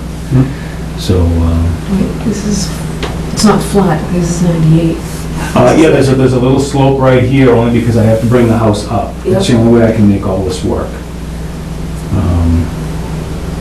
It's really the only, because we came over here to Lively, we just don't have a choice. Everything has to be up a little bit more. So are you bringing in fill to do this? No, we'll displace, we're gonna be digging here, so we're just gonna displace. It's not a large import here. This is just a slight amount. We have to raise this grade up just a little bit around the leaching area.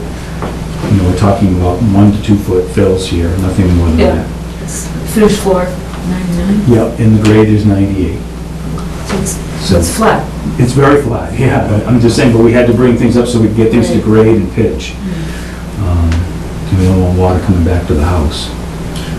I'm not saying anything about the removal of the knotweed that's existing on site. I put it in the order, and it's gonna be, it has to be taken off site. I was good with that. I had said that, I meant to put it in, and I didn't. We can put it right in the order, I'm good with that. It's a good first order of business is located over here, just sequester it off site. Yeah.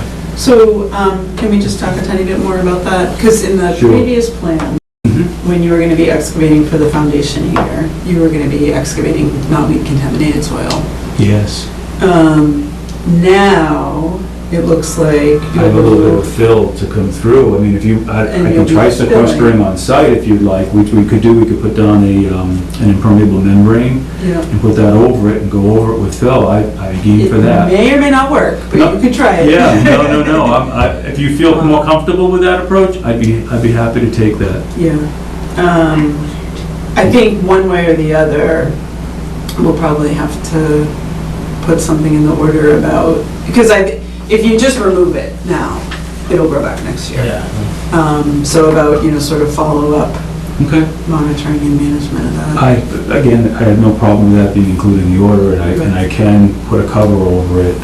Like we have taken approaches where we've done, chemical treatment. I don't really want to propose doing that here.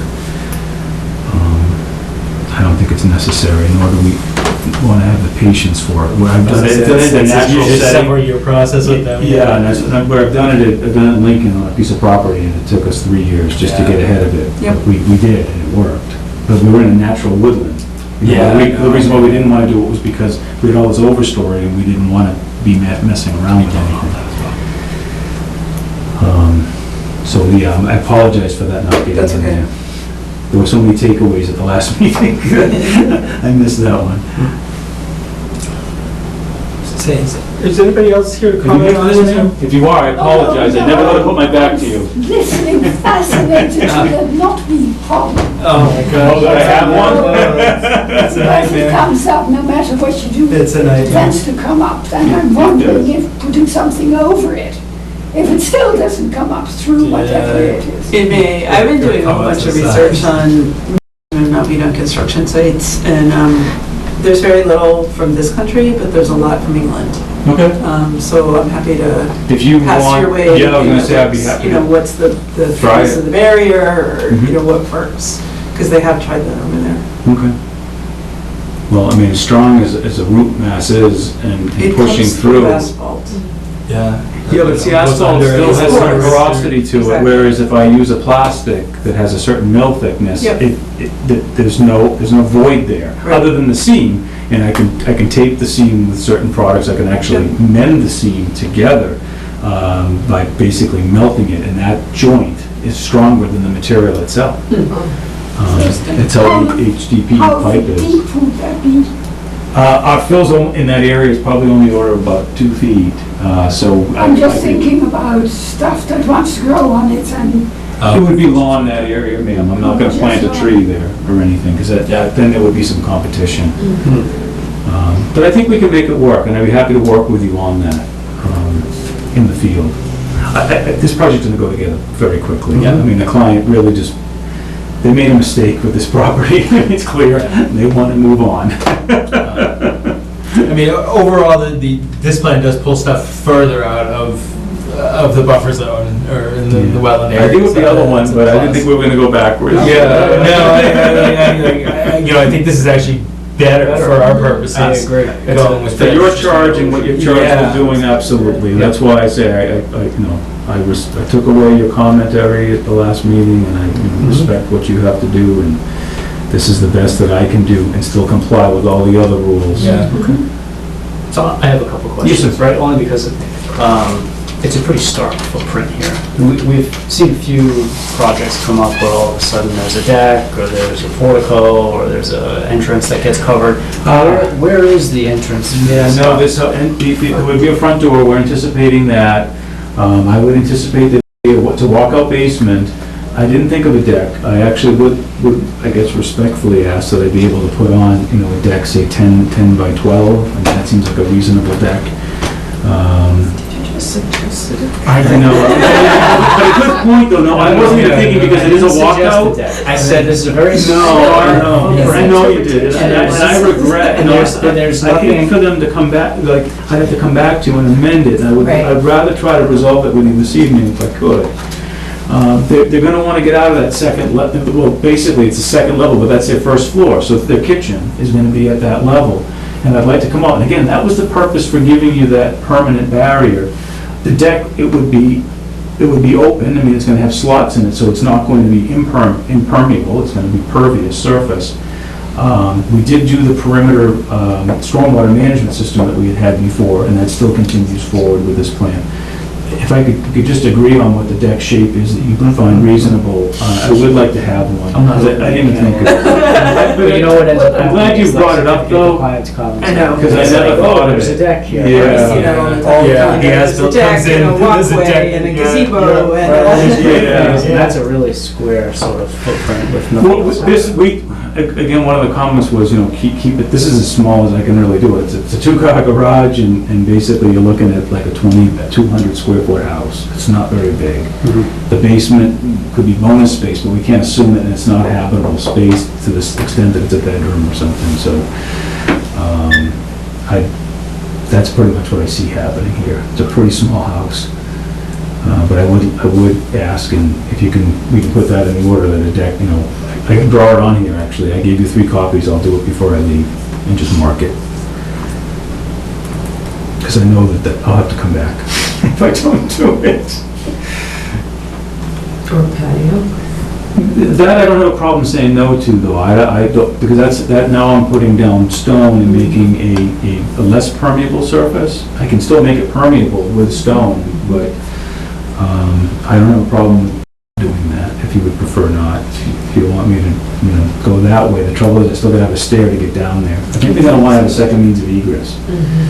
So I almost am gonna have to have it in the building code. I just didn't think of it. I ran into this in Bedford the other night. The people, they put the house at 3.5 feet from the rear yard setback. And the building code says you have to release a 4-foot egress, so they have to step out 4 feet, and then they have a stair going down, and that's it. Because the builder didn't think about where to put the house. They wouldn't let them put a bigger one in. Not commission, it was a zoning board. But just to give you a point, is that, you have to think about those things. So second floor, that first floor, it's up, it's elevated, I need a second means of egress. I can certainly comfortably fit it in here, and it's not gonna be close, per se. And it will be a deck, and we can call it out and say that it's, gotta have slots in it. No roof. No roof, that's right, there you go, that's, yeah, I Sort of have no three-season problem. thing. Exactly. Okay. This isn't gonna grow and morph into something else. Sometimes it does. Right. And I'd have to have a stair coming down, and I would anticipate the stair would head in this direction. I think it would make more sense, because that would be the active portion of the yard. Yeah. Here, I have a stupid question. What scale is this plan? And is there one? Yeah, there is. Can't find it. You know what, Walter probably shut it off. It does say it is 20 scale. Okay. And it may have been on the previous one, and all of a sudden, you just I was start trying doing to something. figure out where the 100-foot buffer was, and I couldn't figure it out. I do have my scale with these identified. This is on the septic system plan, so.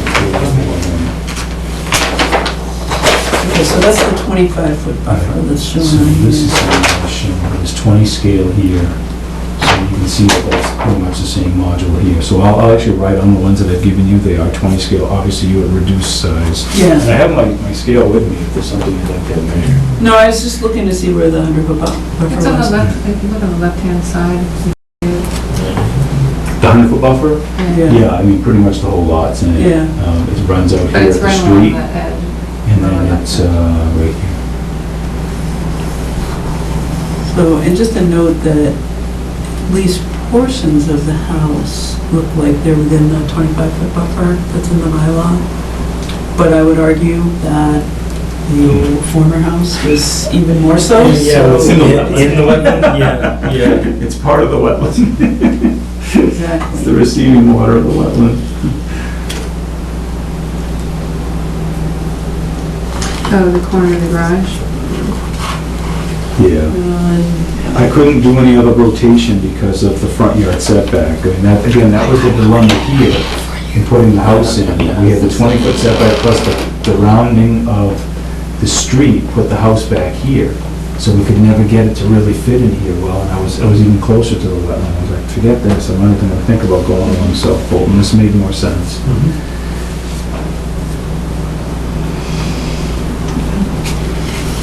Oh, then, I guess, if there was a deck, I mean, it almost seems like it would almost certainly, or encroach into that 25-foot.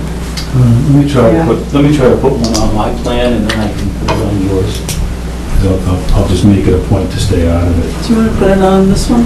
I will after I get, let me just work out the detail on this one, and that way I'll make sure that I haven't, I don't want to force anybody into something that. Yes, thanks, Jeff. What did I do? I took off my I can't see with my glasses on. Just thinking about the pool. Oh, Yeah. cool. Now you gotta mention the pool, right? 25 foot, right? Am I Yeah. right? It's not 20. I have so many different towns to keep in my head. Yeah, that line is actually on your plan. That's the dashed line that's there. So if I go with 12, I can do a 12-foot deck comfortably here. I should do 14, but I'll stick with 12.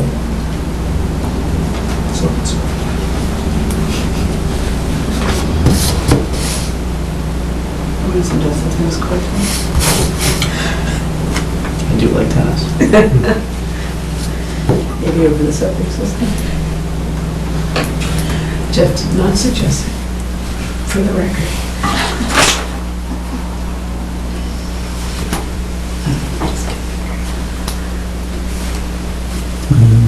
So I think then I would want to run, say, 3 feet off the house, and 5 foot stair. And the stair coming down might just clip a little bit because of the elevation that's here, but I can certainly fit that in. I guess I can move this back some more. Shorten the deck so Yeah. it doesn't. Yeah, I can do that. I can do that. I'm just trying to make sure that it falls in the kitchen. Because it would be kind of awkward for it not to, but now I've got a run of about 18 feet, that's more than enough to get us there. So that's what I'll end up doing. So I can put it in that it will start, say, 8 feet, at 16 by 12. That's certainly a reasonable deck. Very functional. Yeah. What did it end up being? 16 by 12, so it'll be 16 long with the house and 12 off of it. And then I will not go into your 25. And I can draw that on the other plan, so we have it for record. And again, I'm sorry, but thank you. My question is on seating, which, once you have a deck and you start pushing back, and then you have the seating of the lawn, that's the question that I have. How do you discourage that? What is your concern? How about the lawn? The lawn under the deck?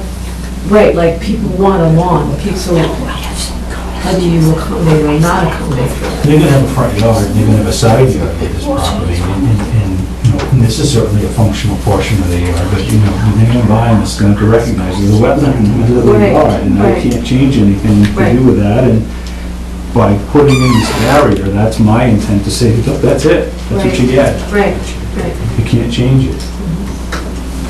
Is the barrier signed? Are we requesting some type of signing on the fence as far as? Yeah, we have in the past, So so it's it's on towards this rocks? wetland resource area. We don't know the first. We've stressed it on the one off, the shared driveway that Peace did. Yeah. You know, the fourth house coming off, Yeah. there's this beautiful house, this beautiful lake, and this huge wetland like overgrown in between it, and we all said, you know, they're gonna want that view, and they're just gonna cut that down. So I think we actually put it on the order there, that, you know, wetland resource beyond this area point, you know.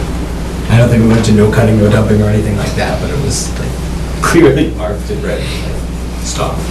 If I can come up with a sign that, you know, everybody finds comfortable. Yeah, you know, I don't have a problem with not even signing. be something that we require either, it's just, Just you know, ask. hopefully the fence is the giveaway, usually. Because I can see people too, they don't want to be staring at that sign all day long. No, some of the grass there. Peter, are you gonna end up doing a plan revision, or is that gonna be? I would hope that we could just do it this way, I'll do it as an as-built, would that be acceptable? Well, one thing there So are two things I was thinking, one that came out of this discussion, and I don't think it needs to hold up the closing of the hearing and the issuance of the order, because we just asked for it as a condition. But one would be to locate any stockpile area on the plan. I can do that now, too. That would go, and then two might be, and this is really for the benefit of the homeowner that buys the lot, is to put some sort of notation inside this wetland area, to your point, that says like natural area or conservation area, or, you know, Wetland resource area. yeah, like, Do you want it on Do not on our venture here. plan, or you want it on a recordable plan, is that what you're saying? I don't know that there needs to be like a formal easement, but I think just something on the plan that kind of puts the homeowner on notice Okay. that this is an area that you shouldn't plan to put your tennis court. You know, that it's a conservation area or something like that. Cut this down. There were some tags that were purchased, I'm just asking Jeff. So it's something that's been done before. Yeah. Yeah, and there could be little signs up as well, Yeah. but, you know, also have it on the plan. Because there was Yeah, another I project recall. I was involved in, and there was something like that on the plan, and, you know, every home buyer kind of came forward and said, or prospective home buyer, like, what can I do here, what can't I do here? So that they would learn about it There's going to be questions. as part of the purchase There's going to be process. questions. And there is no question that this would be a vast improvement over what was there. Yeah, There was plywood, there was all sorts of it's bad. stuff in the wetland area, so. Yep. This would be a much more responsible approach. Okay. All right, so I can do a plan that I would date today for purposes of the revision. I'll include the deck, I'll include the stair, I'll include the wetland conservation area, and I'll include a scale on it. Yep. And I'm just gonna take a moment now, so I stockpile area, I see a zone here being suitable for stockpile. And I would just pick an area here for stockpile. I just wanna be able, I don't want them doing it in the back anyway. Because what I'm gonna do is just take a photograph of it, and I'll just make sure that we annotate it, so I'm gonna have to put that. This actually was 2, and this will be 3, and it'll be 9, 1, 16, and we'll put,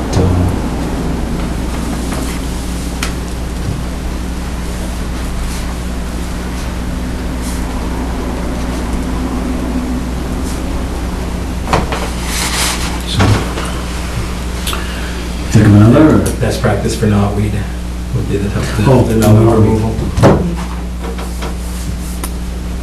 And put something in the order about it, but you might want to revise that. So right now it says all waste and excavated material shall be disposed of in accordance with applicable law. Japanese knotweed must be removed from the foundation area and surrounding soil, cannot be stockpiled on the property, and must be disposed of properly off-site.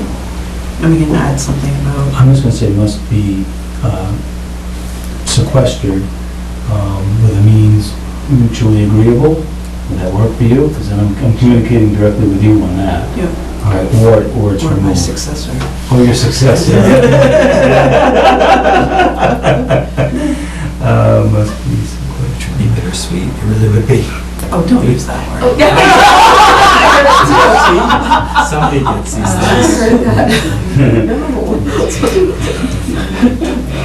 That's fun. It gets that time. Trying to figure out one that can top that. I was on a walk and used the analogy of 2 birds with 1 stone, Oh, and forgot it was an Audubon walk. yeah. So, at Audubon, we We was say, reminded that that was not the correct. at Audubon, we used to say, feed 2 birds with 1 scone. It's kind of tortured. Okay. Were there any other concerns? Jeff, anything else you need to add on?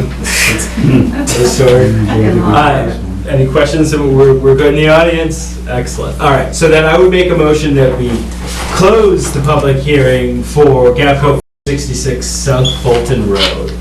Do I hear a second? Second. All those in favor? Aye. Aye. And we have draft order. All right. So would I need to make a motion that we issue If you like The it. order of conditions. If you like it. This one for Peter. Peter wants to- Write it down for myself. So there are a couple small changes that we'll want to make to this. We'll change the plan reference that's in here and add mention of the revised plan from the end. We'll add some language about the knotweed beyond what's here.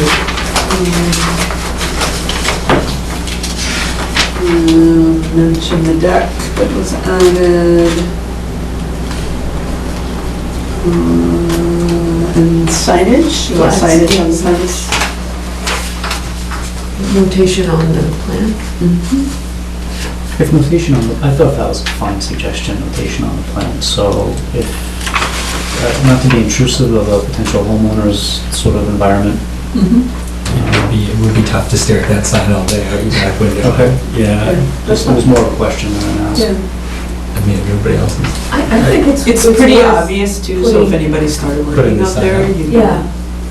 It's not intrusive. I think the signs, the ones that I've seen, are tactful. They're not these big orange signs or Yeah, the small Small. square. And, I mean, we can agree on how many if that makes it. I was gonna say, if I put them at the ends, that's what I've done in other projects, that's usually what we do, then it's not right in their Right. living space. Right, it's just a reminder, really. Right. Keeps the process honest, It's I'm good fine, with that. everybody can understand the fence part, yeah. We can take us at either end.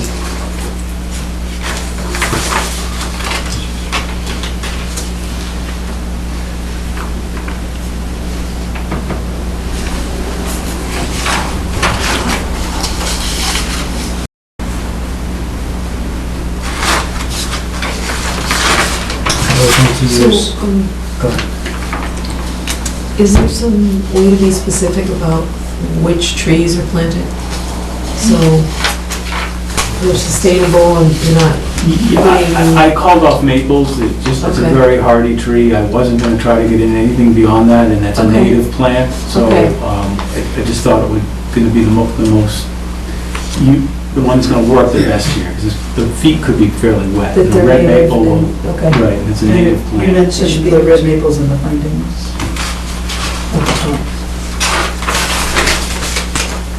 In that second paragraph. And that sugar maple's done really well, but I'm not sure why, because it's feet are wet. Yeah. It's not, usually, I would not recommend planting one where it's gonna be that wet. We'll add to the findings that they're planning on saving the sugar maples. We've had, we've conditioned some properties that have had paved driveways with them designed to say no salt. Lawns, no fertilizer, Yeah, herbicides, pesticides. that type of thing, is there an irrigation system being installed? Is that, I really don't see irrigation. no irrigation? But it is a paved driveway. Paved driveway, yeah, I really think we need to have that, and that's why I did the filter strip. As I said, I just think it would be very difficult for them to try to sell us with a dirt driveway. Mhm. Just don't think it's gonna work. We've actually gone back and forth on that too this summer, and Laura will speak to it too. Sometimes it's better to have the paved driveway than permeable as far as oil, gas, anything seeping through. It's almost better that it stays on the driveway and washes down. But as far as introducing chemicals to the environment to clear ice or traction or any of that? I have no problem with no salt. I don't think, most homeowners don't really use very much salt. It's usually your commercial sites where you have the issue with salt. Right.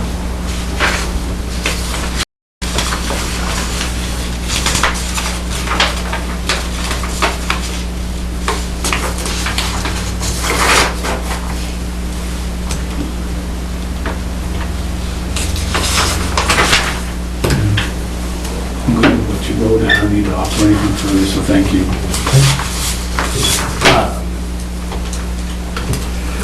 What else? Okay, we'll consider we add everything that's been Yeah, discussed everything. into this. In that case, Kathy, would be a motion to issue an order of conditions As drafted. as drafted and discussed in the meeting? Okay. I'd like to make a motion that we issue an order of conditions for GAPCO 466 South Bolton Road as drafted and discussed in our September 1st meeting. All those in favor? Aye. So, Thank you very much. Good luck. thank you. Yeah, We'll yeah. call you when the order's ready, it'll probably be end of next week. And that's, I'll get it to you, yep, we'll look at it, and I'll get you a revised plan. I'll send you an email with it, and then I'll, if you ring on a certain day, just make sure we're covered, and then I'll mail it to you. okay. Or, we can even bring it when we go pick up the order or something like that. I know that they want to get it moving quickly, so, thank you. Have a good evening, appreciate it. Thank you. Yeah, thank you.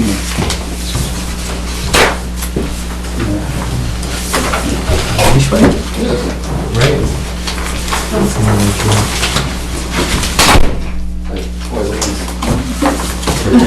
Fancy, huh?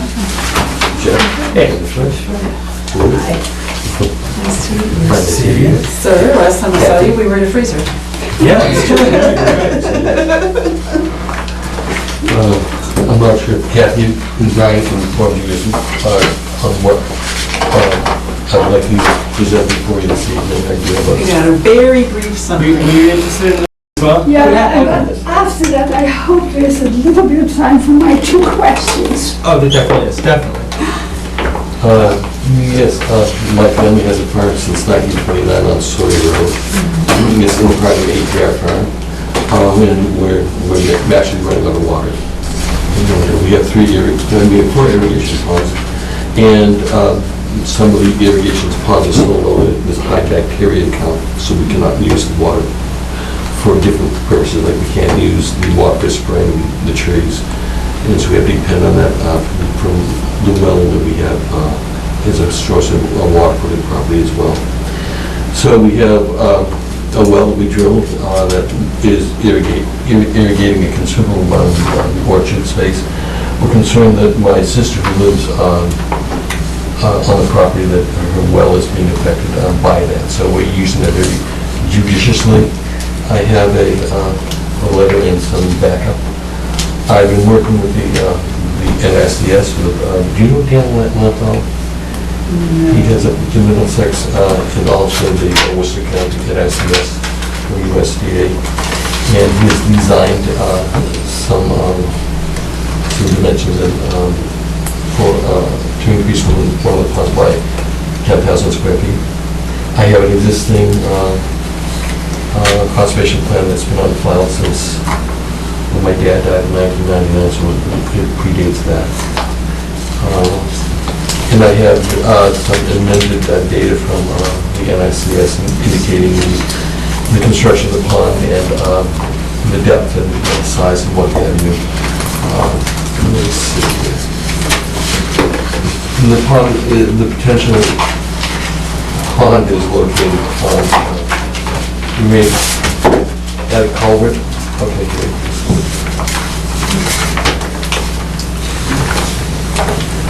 Okay, this is my property, this is Sawyer Road, and this is the bulk of our farm on this side here. This is an irrigation pond right here that was done, I think, in the 50s. The pond here was done in the 50s as well. This was lined with rock wall, so it never even silted in, whereas this had never been lined with rocks. It always, I think my dad had it redug at one time. And at that time we had a small herd of dairy cows, and they were pastured all over the place. And this was a pond that they used to get water during the summer. And I know I was on the Farm Service Agency, sister agency of NSCS for 9 years in the county committee. And I know we worked hard in terms of getting cows out of the wetlands and trying to mitigate any damage of that. So cows would never be allowed to use this pond currently. The guys at the fire department approached me when they heard that we were looking at this, and they had a letter attached asking that they would support them. They would like to put a dry hydrant there as well to fulfill some of the needs on the top of water quality. We've had beaver at the culvert. There's a culvert there maybe about 36 inches in diameter, and it's an ideal place for a beaver to do a dam because it doesn't take much wood. Several years ago, when we first had the beaver, the Conservation Commission actually paid to have it trapped. When they trap them, they destroy the animal, which is something we had very big on because we've always had that property also with no hunting on the side, even before the bylaw went through to help the right. So, the second time the beavers came, the commission didn't pay for it, so we had to pay, I think, right around $1,000 to have it eliminated. And Harold Brown indicated that if there was a depth of water from the road, that he could do something to circumvent the dam so the beavers would never have to be trapped and destroyed ever again, which is something, this is kind of an added benefit to this. Obviously the big problem is it's in a heritage zone. And I think that I have this map here indicating where the heritage zone is.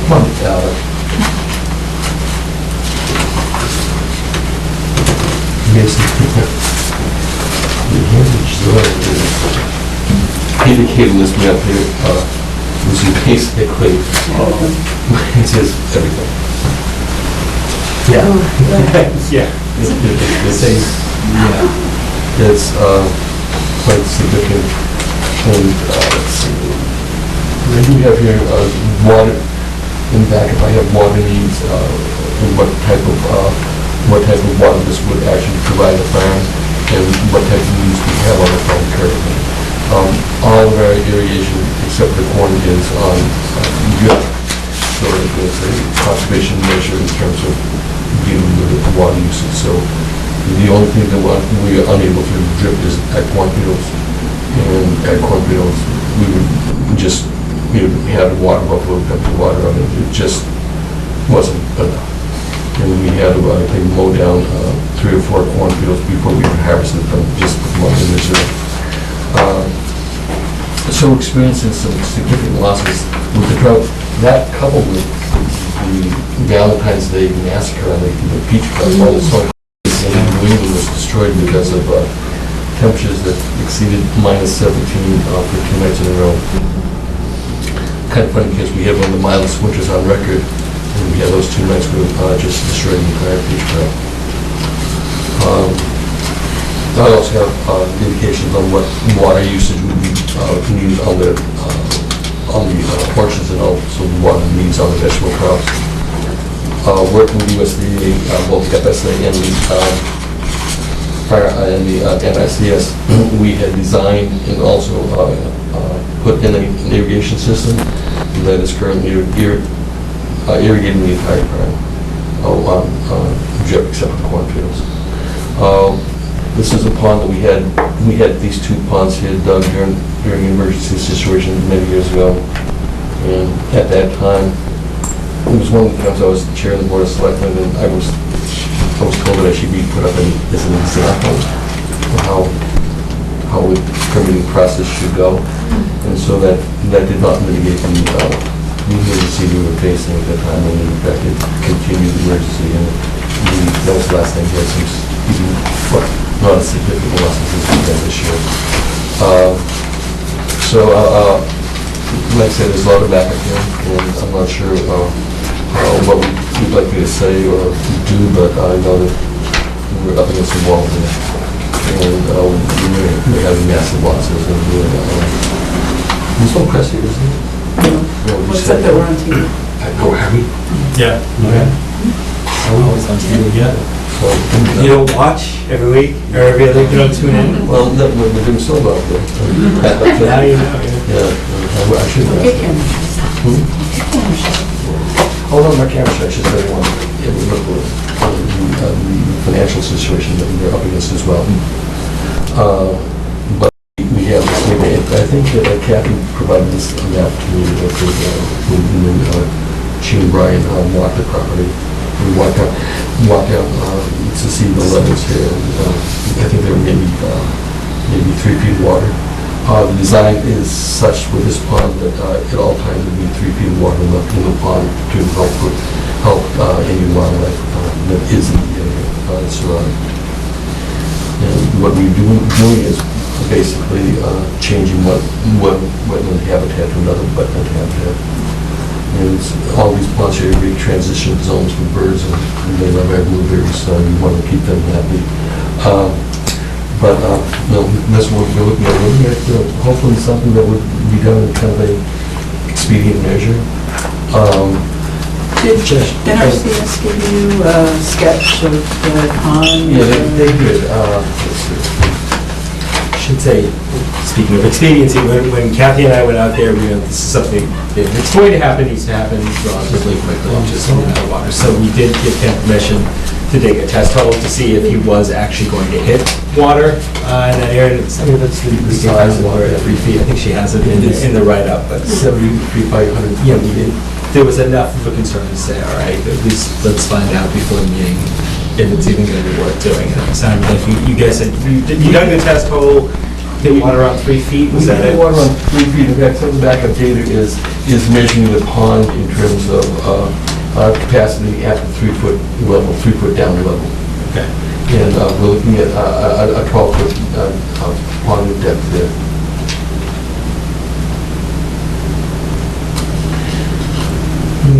One thing I'm concerned about is that I know I'm volunteer with agriculture, and it leads me to DC a lot of times, representing Massachusetts and the Grant University system. And there's always talk about climate change and concern about all the extremes that we're having both in winters and summers. And if this is something that is going to continue, it's just going to be quite dire. And I've been telling folks that if we have beaches, we have a difficult time watering beaches because we definitely have the water. So after Ryan and I went out there and talking to Ken, trying to figure out was there a way to allow this under the regs, we discovered that there's this agricultural emergency provision in the regs, which seemed to fit this project perfectly. Who knew? I didn't. Yep. Except that it says you can't take advantage of it if you're in your species habitat. So I called Heritage and they did not indicate that there was any flexibility with regard to that. So sort of took another look at the regs, and there is language which I put in your packets on normal improvement of land and agricultural use, which is exempt from the filing for a notice of intent. And in here they talk about, and it's in section 2, the reconstruction and expansion of existing ponds and reservoirs. And there's a list of 1, 2, 3, 4, 5, 6 criteria that the applicant has to meet. So I shared these with Ken, basically encouraged him to meet with NRCS to get their guidance, to bring a copy of the farm plan. What this says is that the Conservation Commission may, within 21 days of receiving the information, provide the person claiming the exemption with written notice of specific comments.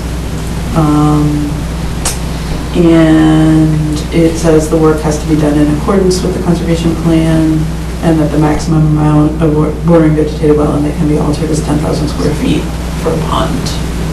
So the dimensions that NRCS has on this pond are 70 by 120, which is less than 1,000 square feet.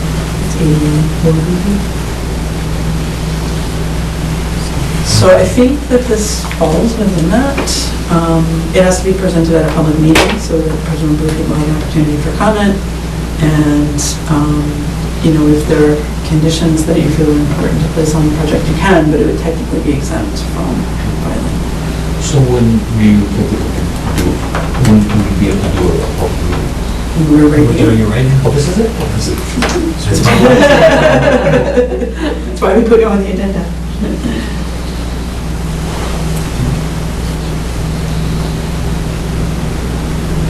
So, in your opinion, does it seem like we meet? I mean, I've never had a project like this. No, but, I know it's something we would normally look at. It seems like it falls within the four corners of this to me.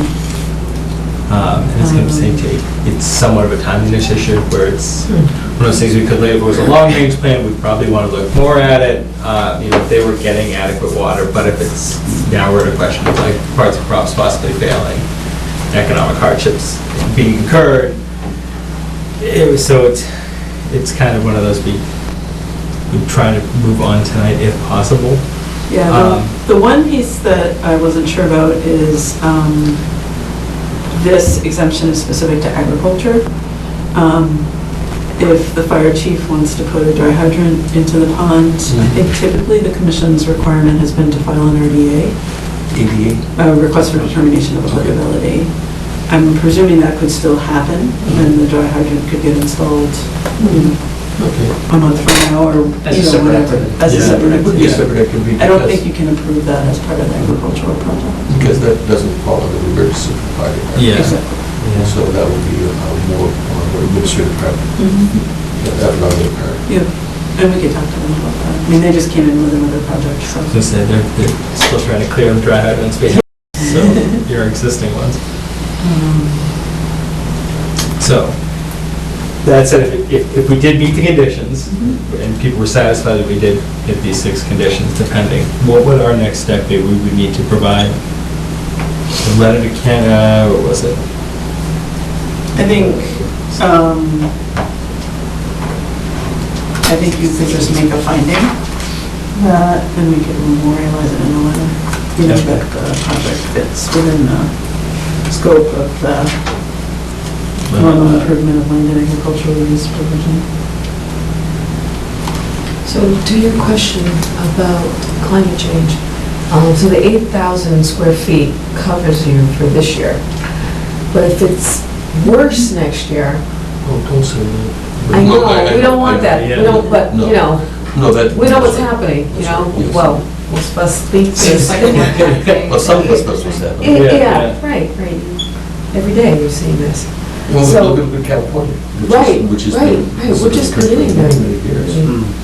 So if the maximum is 10,000 feet, square feet, I'm wondering if it's 8,000 now, Yeah, might you you know, back? I didn't realize it was not at the 10,000 square foot level. So are you saying that we should do the maximum, the 10,000 square foot?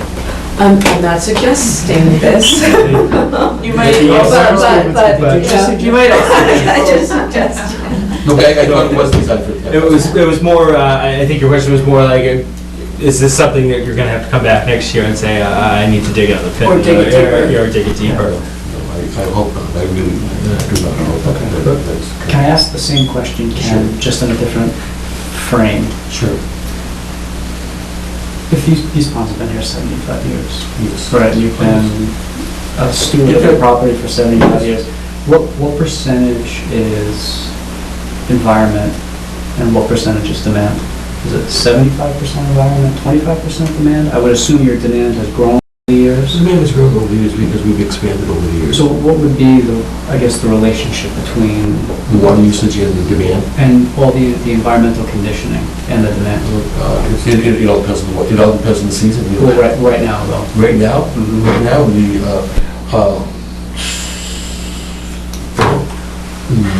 the demand is like 100%. I mean, there's no doubt about it. We need what we have some of our pure orchards that are defoliating, and so in any other year it'd be nominal. But this year it's just excessive.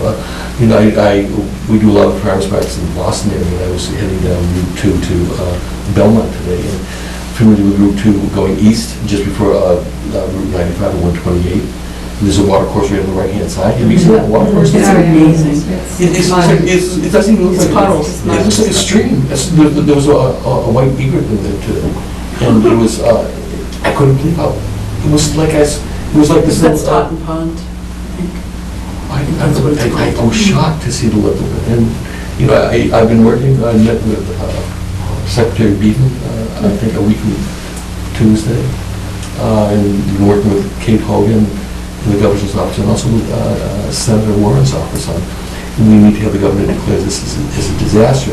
If that does occur, there's a possibility where USDA could open up some cost shares in terms of, you know, adding wells or increasing the size of ponds and what have you, so that there would be kind of a financial gain for us if we, well, it wouldn't continue our losses if we get a cost share from the USDA on this as well.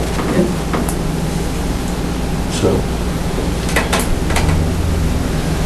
One thing, the crest of the farm is very shallow to bedrock. I mean, not bedrock ledge, excuse me, ledge. And so I know that the Farm Service Agency is totally behind anything that we do.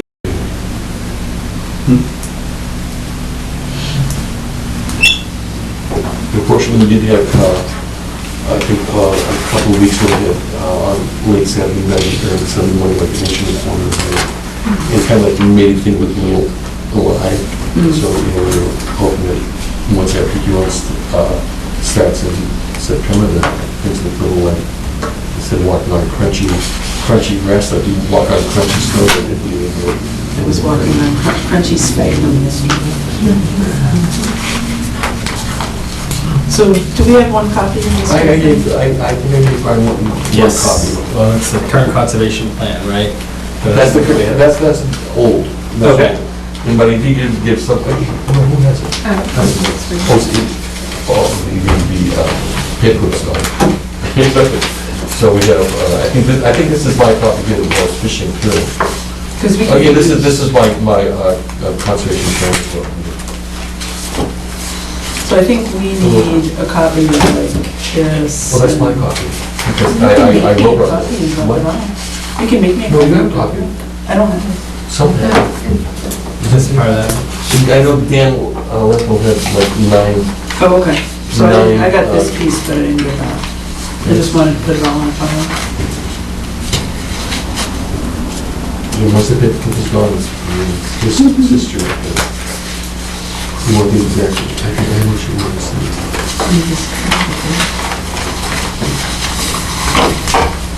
What is this do? That. So I can take that one from you, keep yours. Oh, I think that's all. It's a set, that package. okay. That map, I can make another copy of. But yeah, I think that's it. So, Did you have another question? No, sir. And I have a question in relation to water, but after you're done. Okay. if Bill's comfortable finding that it falls within, this is 10.04, section 2, that it meets the criteria. Would I then, do I need to make a motion to issue a finding? Yeah, I would. All right, so I'd like to make a motion that we issue a finding for Ken Meachway and Meachway's farm, proposed new farm pond of approximately 8,400 square feet. Not in excess of 10,000. Not in excess of 10,000 square feet. Expanded farm pond. Expanded farm pond, sorry, because we're expanding out that area. The proposal for the expanded farm pond, approximately 8,400 square feet, not to exceed 10,000 square feet, falls under DEP section 10.0, section 10.04, section 2, and meets the definition of normal improvements of land in agriculture. Does that make sense? And follow logically? Okay. Do I hear a second? All those in favor? Aye. Okay. So, we should be able then to issue a letter saying that Thank you very much. Thank you. Thanks and good luck. Well, thank you. You know, Let us know when you are digging. okay. You know, I travel the country with, on the land grant, work as I do. But recently in Pittsburgh, I had the opportunity to tour Falling Waters. Oh, And that would be a building bulk, good.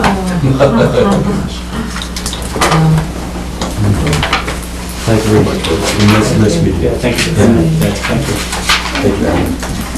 We should continue Century Mill Road Okay. before we forget. Okay. But we're gonna open something and move it real quick, and then we're here.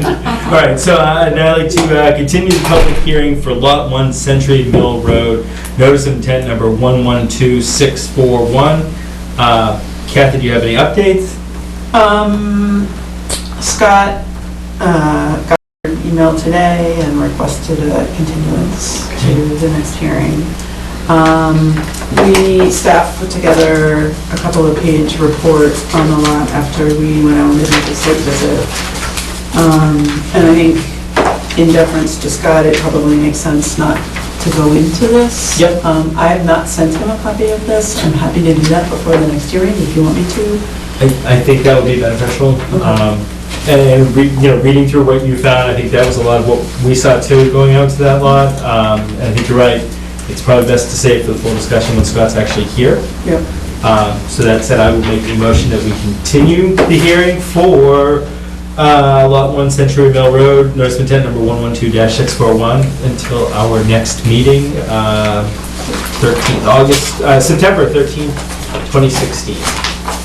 Time to be determined. Yeah, Kathy, can I ask one question? If I read correctly, you are recommending to have a third-party consultant go out and take a look at this. If that's the case, and this project does move forward, is that something that you can arrange in front of any possible transitions? Potentially. Yeah, I mean, I don't know how quickly we might have somebody, but I think either way, we would work with them on the transition. So, in Stowe, we just hired a third-party reviewer for a project and basically went out to a couple of firms, got quotes from them. and selected somebody. Okay, so you have a list. We've been through that process and, yeah. Okay. I think we have this one, once we've used in the past, we've used in the past in a few projects. I expect that Scott will object. But, And yeah. say that he wants to do the work himself. I would argue that he was supposed to have done it by now. Agreed. But we'll give him a chance to make that case. Yeah. So, do I hear a second with continuing? A second. All right, all those in favor? Aye. Now, if you would, please, if it's I okay. just have a couple of requests. Sure. I'm out of Woolston, living down the road at 650 One Main, and my well is almost dry. So I know that I'm not the only one. I mean, the wells here in the old houses are hand dug in general. And I know that's a nice little thingamajiggy went out statement by the Board of Selectmen. I was just wondering if the Conservation Commission could put out something that is stronger, really urging people to conserve water. Because they said there are many houses, many places that are, there's people that are in my position of really having barely any water left. I know some of the sprinkling of lawns is still going on. I'm sure there are articles that could be written on how you can conserve water, like when you're brushing your teeth, don't have the water run and all that kind of stuff. That would really help us. And maybe also more of a clarification about the underlying water sources that we have. I mean, where do we draw our water from? I know there's a big one under the Nashua River. There's also another one that is closer. I don't know if I'm pointing the right way. No, I think you are, yeah, it's a big one, right, both sides. And big communities to be like Central Mills will of course draw a tremendous amount of water from that. I don't know if anybody has brought that to the attention of the developer or not. And also to the town in general, that basically we can't go on building more houses because of water and water. So it can also, some signs does the Conservation Commission have money to place some signs here and there along the road, remember to conserve water, etc. In other words, have more attention or more information put in front of the people who live here, that they also have to think of their neighbors who don't have artesian wells or whatever it is, etc., etc., etc. It's a really good point, and you know, I know honestly the selectmen, it's an issue that's very near and dear to them too, that they are. I know, but it isn't strong enough. I know, no, I know. I was trying to think, you know, can we, do we have budget money? Because certain things are just non-jurisdictional to us. Like, you know, and it's more of an educational thing, which I think we do have a component thereof. I think there's going to be an article tomorrow in the Bolton Independent. I think you're absolutely right. By a reporter. I may have said some things that you all might not agree with, but I kept saying, like, I'm not a hydrologist, you know. That's perfectly fine, yeah. Thank you, because that was one of my But she was trying to write an article that, how do I say this, was targeted a bit more at communities that have wells, as opposed to some of the guidance that came out from the state that was then disseminated was more focused on people that are on public water supply systems. So. And there, you know, just in having conversation with friends and neighbors and some other, there is a lot of education that needs to be done. Don't get the concept. Of shared aquifers, and like you said, there are people watering their lawn next to people who are doing everything they can to conserve every single drop because they're afraid their well's in the process of running dry, and their neighbor has no idea what they're talking about when they say, like, no, you're hurting me too. It's a difficult one. We have, what we can do for outreach and education. I know in Stowe, the Board of Health is keeping track of those that have had shallow wells fail, and there are no. I don't know, is that being done in Holton? I don't know. It's Neshoba Board of Health, so one might think that it's. In theory, yeah, but, It's rather unpleasant. yeah, no, it's very frustrating, I can imagine. It's more than frustrating. Oh, it's scary, it's scary. You can't flush your toilet. I know some people that are currently going through some of these issues. It rains in the whole. What our options would be. Maybe see what the paper says tomorrow and whether we feel like there's more needed. Yeah, see what we have for budget money. And it might be. It could also just be somebody could write a letter to the editor and that would get printed for free. Yeah. But also, I was thinking more of his signs, remember Yeah. culture reporter. Yeah. There's a few of those. That might not be bad. I mean, We are going to have this again. yeah, and like I said, I think public education's a big part of it. Because I think some people really understand it and are thinking of it and are conscious of it, and some are just absolutely clueless. To no fault of their own, they just don't know or were never told, and look in the wrong places, I guess. Maybe this might just be more of a conversation too with the selectmen. It might be me or several of us just scheduling an appointment with them just to discuss what we should do as town-wide, how we can help if it is something that comes out of us, out of them, working together. Just don't know. Townwide advocacy helps. And actually, you're bringing it forward, and we see a person, and we know this is happening. I think that makes it more, people can understand it more versus not knowing anybody. Right. So. So I was trying to think of your idea with the signs, and do we have budget money? Do we when we apply for budget money, do we allot budget money for education, things along those lines? And I think we have some. I'm not sure how much that would cost. So I think I'd like to see what comes out in the paper tomorrow, which might help. But Does the town own any of those variable message signs that we they could put do up? because we do put them up. Yeah, we could hope. Yeah, the home building does. And we do it for That's us. sort of the clearinghouse for people driving through town, that would be free. I think if you don't know anything about the issue and you're driving through town and you see the sign that says conserve water. A little too I think- abstract. Yeah. well, Yeah, it's people of ignore course it. Yeah, no, And so it has to be deeper. Yeah, well, it's do you want your well to fail? Question mark. Conserving waters. And maybe- But you have to get that quick message that actually makes people stop and be like, wait a minute, what? It might cost me money. Right. Like Something. my well might not work tomorrow. No, it might not. A provocative. Yeah, something to make them think. Like how many to people get in that Bolton message. have shallow wells? What is the, where, do we know where they are? All those kind of questions I think are helpful too. Yeah, or Board of Health would know. Go ahead. If I might, the state and all the drillers annually or when they dig a well, they send a report. Somebody in the state has a whole list. I had every well that was ever dug in Massachusetts, all the data. They give you the profile of the well.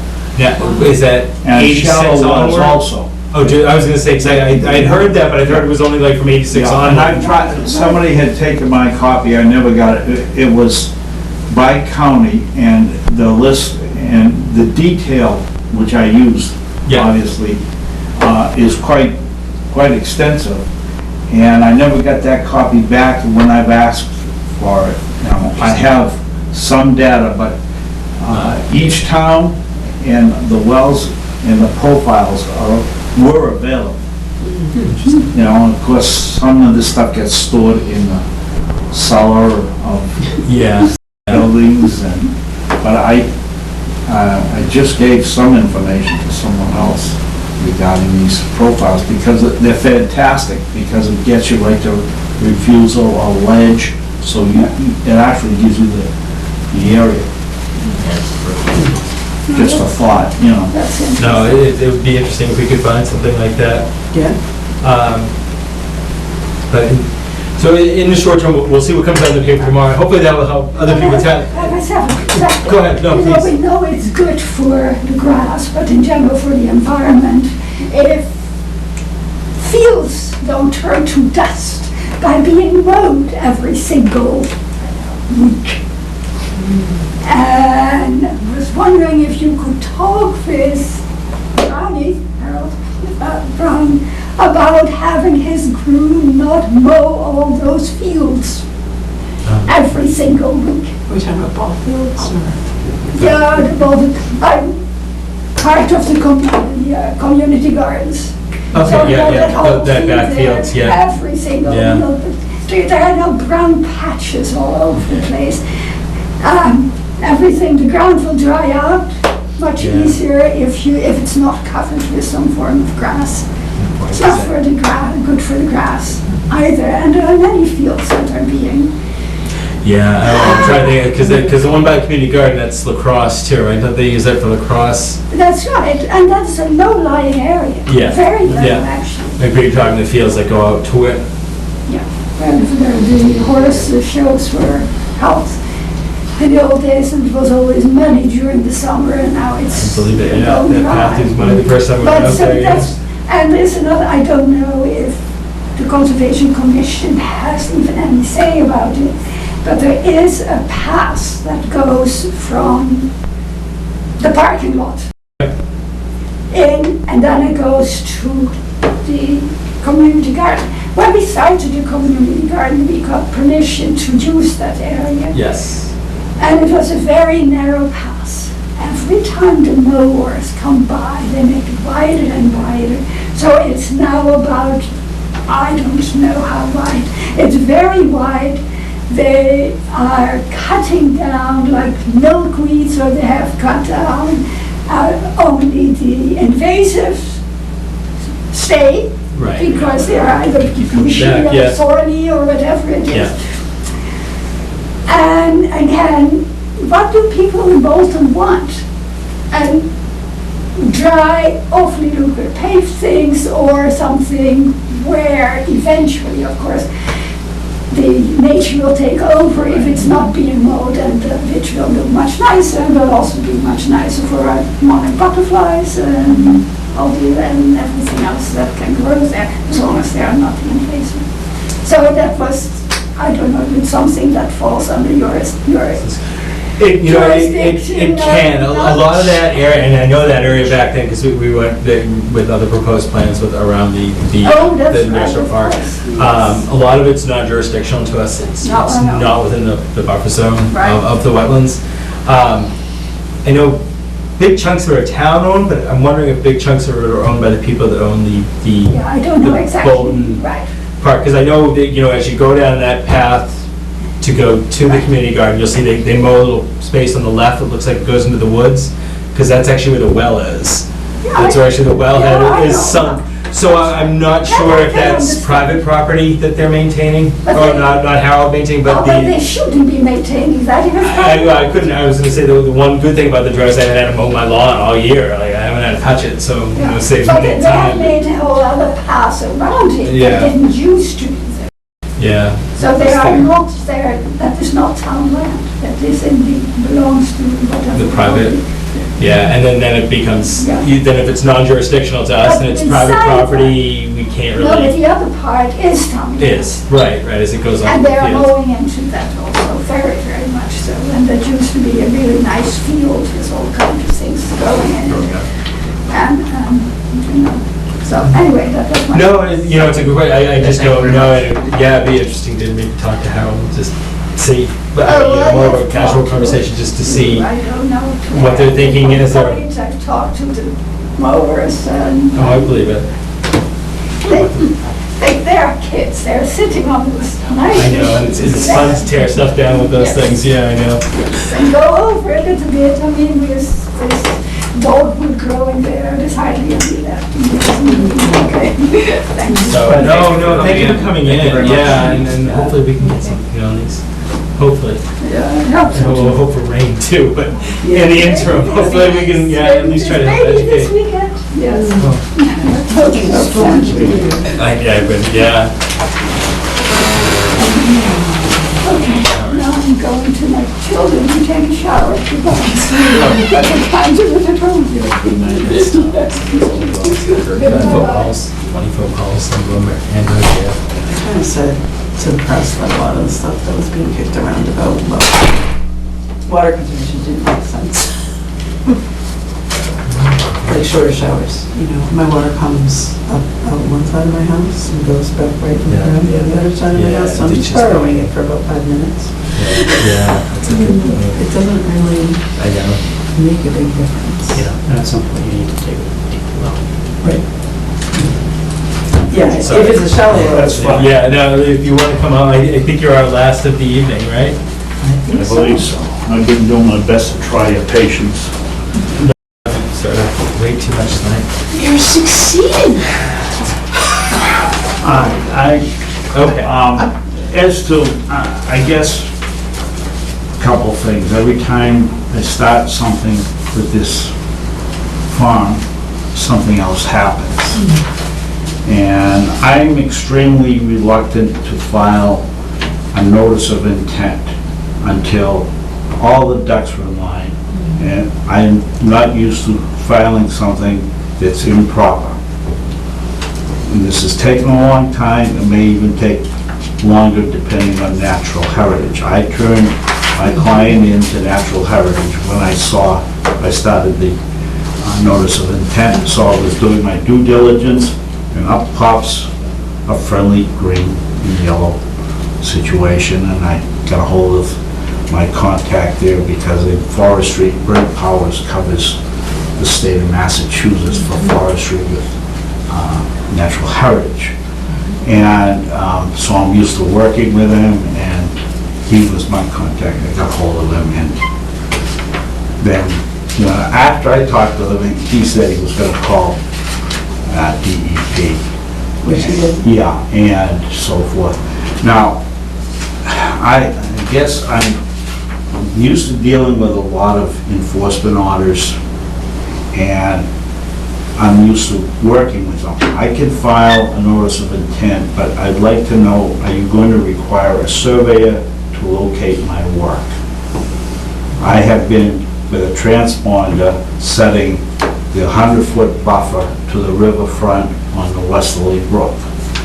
And everything west of that brook that was clear cut right to the boundary line, I'm not ever going to argue with you that it wasn't jurisdictional. There's no question. I'm also trying to find out the historic situation as to the agricultural exemption, if any. And that takes some mapping and investigation. If it's been not used for 5 years or more, it doesn't get the exemption. I happen to be in an agricultural seminar in Concord, New Hampshire for the day, and all of it, we were walking through fields and discussing, you know, there's an Army Corps, when you said normal maintenance on that previous for the other farm, that was big discussion as to what normal maintenance was on normal. And I questioned that, whether or not it was appropriate, but it's not my... Well, this was normal improvement. Yeah, and they had some, and they had some definition questions there, and the fur was flying for about 10 minutes. But anyways, I am extremely reluctant. I know I'm trying your patience, but I'm trying to do this right. When I file something, I'm prepared to go to an adjudicatory. This is slightly different, but I want to be able to know that I've given you data. And one of the questions I have, because lots of times under an enforcement order, I've been allowed to set things and give a sketch. Yeah. I'm not a surveyor, okay? This is a question that I had because I would have to hire somebody. And to be honest with you, I've met the client twice. He's been unavailable or whatever, and he just recently had some shoulder work done, and I don't know. I'm already ready. So where does this leave us? So can I jump in? Go ahead, please, yeah. So Leo, we talked last week and we had basically the same conversation. Yeah. And I said to you that I thought it was important to the commission that the notice notice of intent be filed. And that I didn't want to be sitting here today with you, not having the notice of intent filed. So when you say that you're trying our patience, you're correct. I understand. I understand the difference. So I think, we also sat here, I don't know, 3 months ago, and you said that you thought that you could file a notice of intent in a month. Yeah, until, And I feel like it's been kind of one reason after another for why it can't get filed, and I understand that things have come up.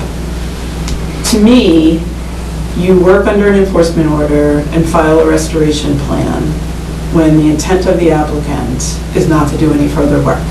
It's, oops, I made a mistake, I cut down trees I shouldn't cut down, and now I'm gonna come in and reseed and replant and turn this area back into a wetland and not do anything further.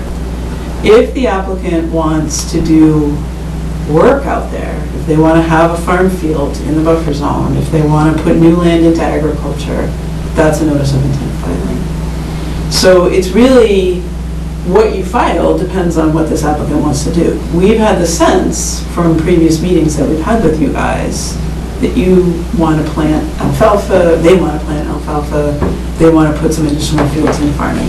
And that's why we've been saying you need to file a notice of intent. okay, at this point, as far as I'm concerned, PH 1305 comes up a significant area even above the work that was done.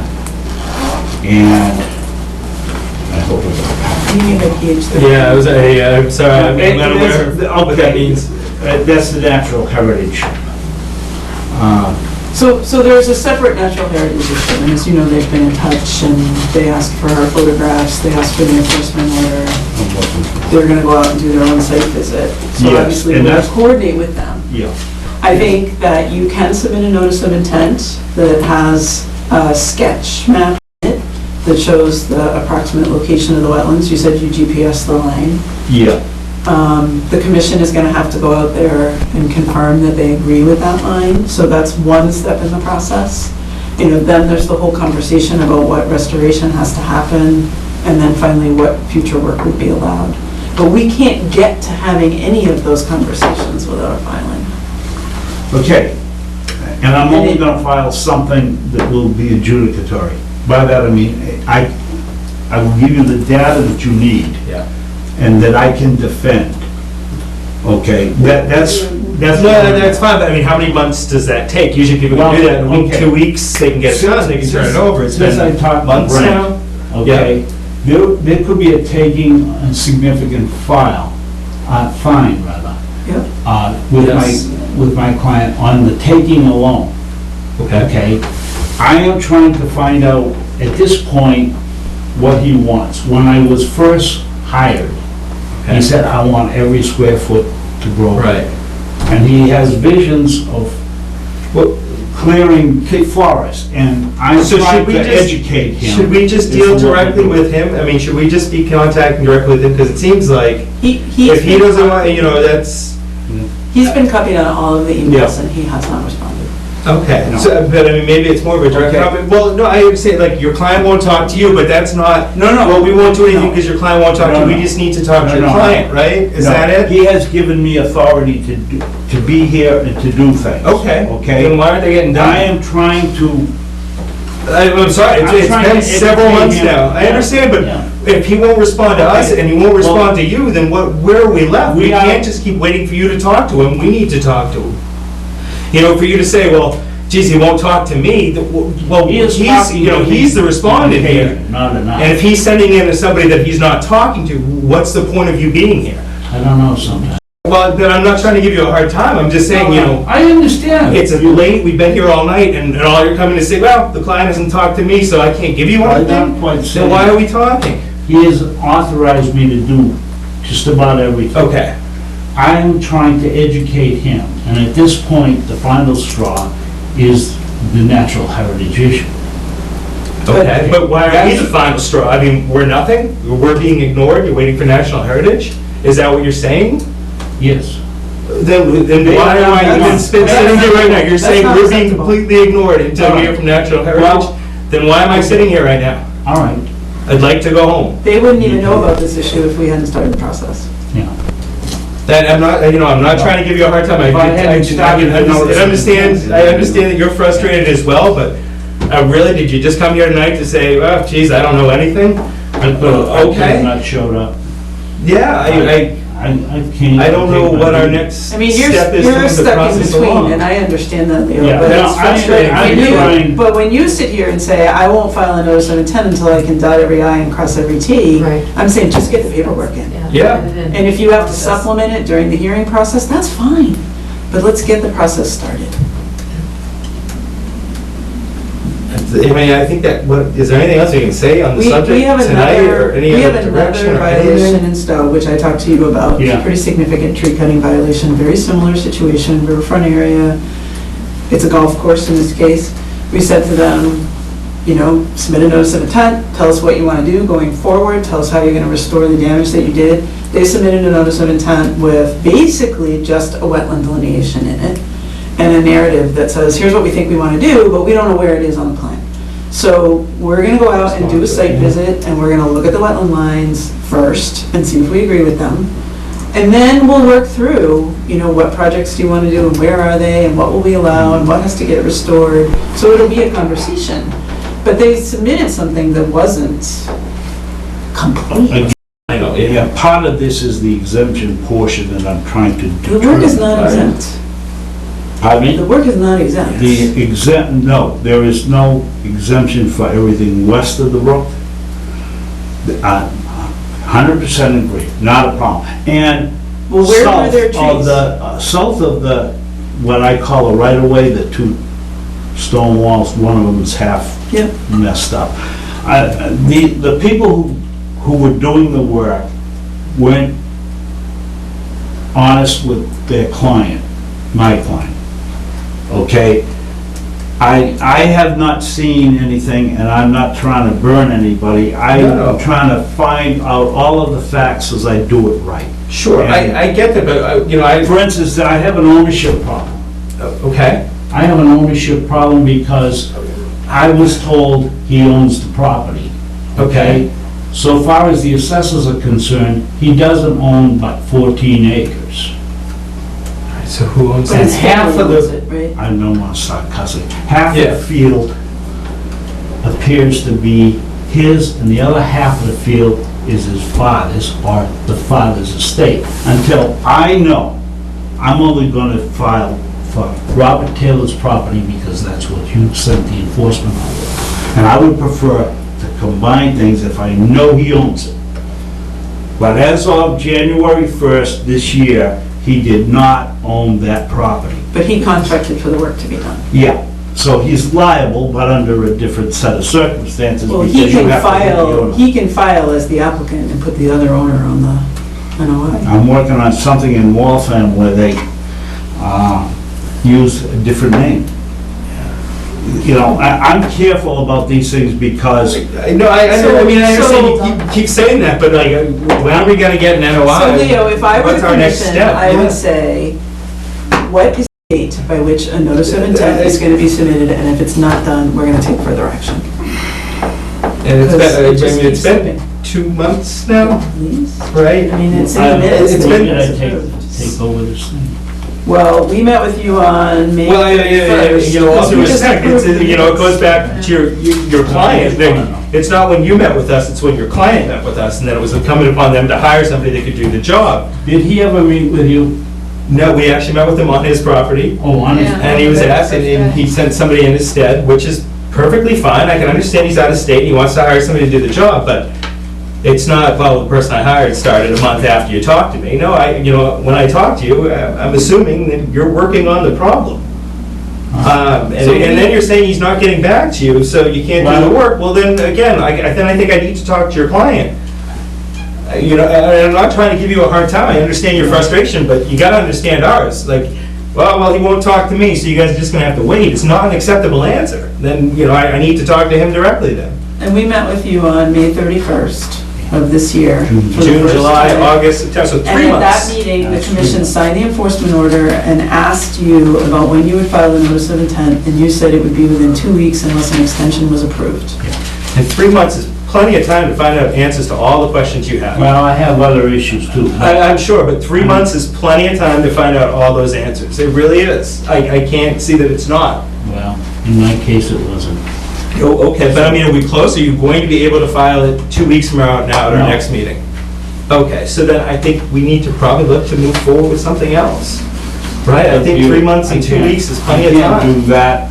I happen to have just emptied out my barn and sold my house and passing. But again, I don't care. Who your client hires is not our problem. If he hires you to do the suggest- job and you can't do the job, he needs to hire somebody else. But he said 3.5 months. Okay, I know I'm not gonna have it done for the next meeting.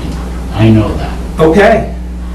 So where does that that's leave up to us? you. What can So we? maybe you, I mean, I'm just talking out loud, but maybe you send Mr. Taylor a note that if we don't have a notice of intent within 2 weeks, that you'll issue a fine. I think that's where we're at. I really do. The other piece of this too is maybe, you confirm with Mr. Taylor that Leo Yeah. is Yeah, actually in a it's position to speak on his behalf. Yes. And, maybe in that letter, just explain to Rob that, the frustrations of the commission, the lack of information, and if this is what working together means, which is how this entire process was sold to us initially. Really wanted to, yeah. We have- I'm sorry. Yeah, go ahead. That I'm we sorry. would perhaps request a change in consultants. Yeah.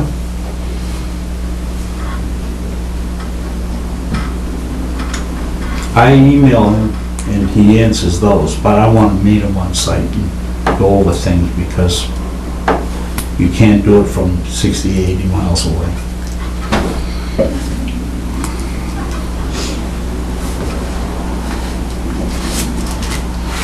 And the meeting's being videotaped, so if he wants to watch it. Yeah, no, they're always available, right, for free online. Because ultimately, I think we do want to work with someone. And we want to move forward to the best result possible here. No, my initial situation was NRCS had that, and I was straight with farming, and that area had been permitted for work. And that was done and paid for by NRCS. And then I find out we have the natural heritage issue, and I put the brakes on because I am going to have to deal with that first, because wetlands are important, but those folks have more rights than wetlands do. Sure. And so I'm trying to put out the biggest fire. And So are you getting answers for Natural Heritage from your client? Like, is he answering all your questions for that? Does he come up to meet with that? I haven't bothered him other than to send him what I sent Brent Powers. I Yeah. copy him on everything, okay? My main concern is as I'm going down, wait a minute here, we have a question of ownership. We have all of these And when things. you said, what's the question, when you emailed I him saying, asked- here's my I asked question on him for ownership, that he didn't answer you? He didn't answer that part of the letter. That's why I went to the assessor. Well, I had to get the abutters list, which I picked up, to file a notice of intent, and then that natural heritage thing happened right after that. So, I'm juggling three or four. No, I can, like I said, I understand, I don't want it to come down on you, but really, it's months on end of, yeah, no, nothing for you, no. It's like, you should be able to file this within 2 weeks. And, again, maybe 2 weeks wasn't enough time, but then a month, and 2 months, 3 months, all right, 3 months, it's enough for anybody to get this done, to file an NOI. Anybody should be able to file an NOI within 3 months. Seems like we have an action plan. Yeah, I don't Kathy's got it. think we could talk around it more. No, I think you've done it well. No. And again, I'm sorry with any frustrations, but No, that's fine. it's been a long night. All right, well, thank you for coming in. Thank you for what you have been doing, and I guess we'll move forward. We may be working with you soon, too.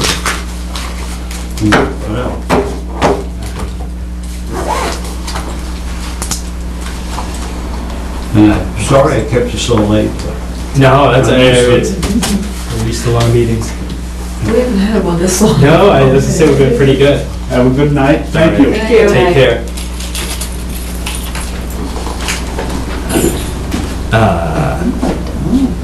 think so, and I think we'll officially close the meeting. We can talk more. All right. Unless anybody has anything outstanding, all right, I would make a motion that we officially close the September 1st meeting of the Bolton Conservation Commission. Do I hear a second, please? Second. All those in favor? Aye. All right, good night. Thank you, Teresa. Thank you.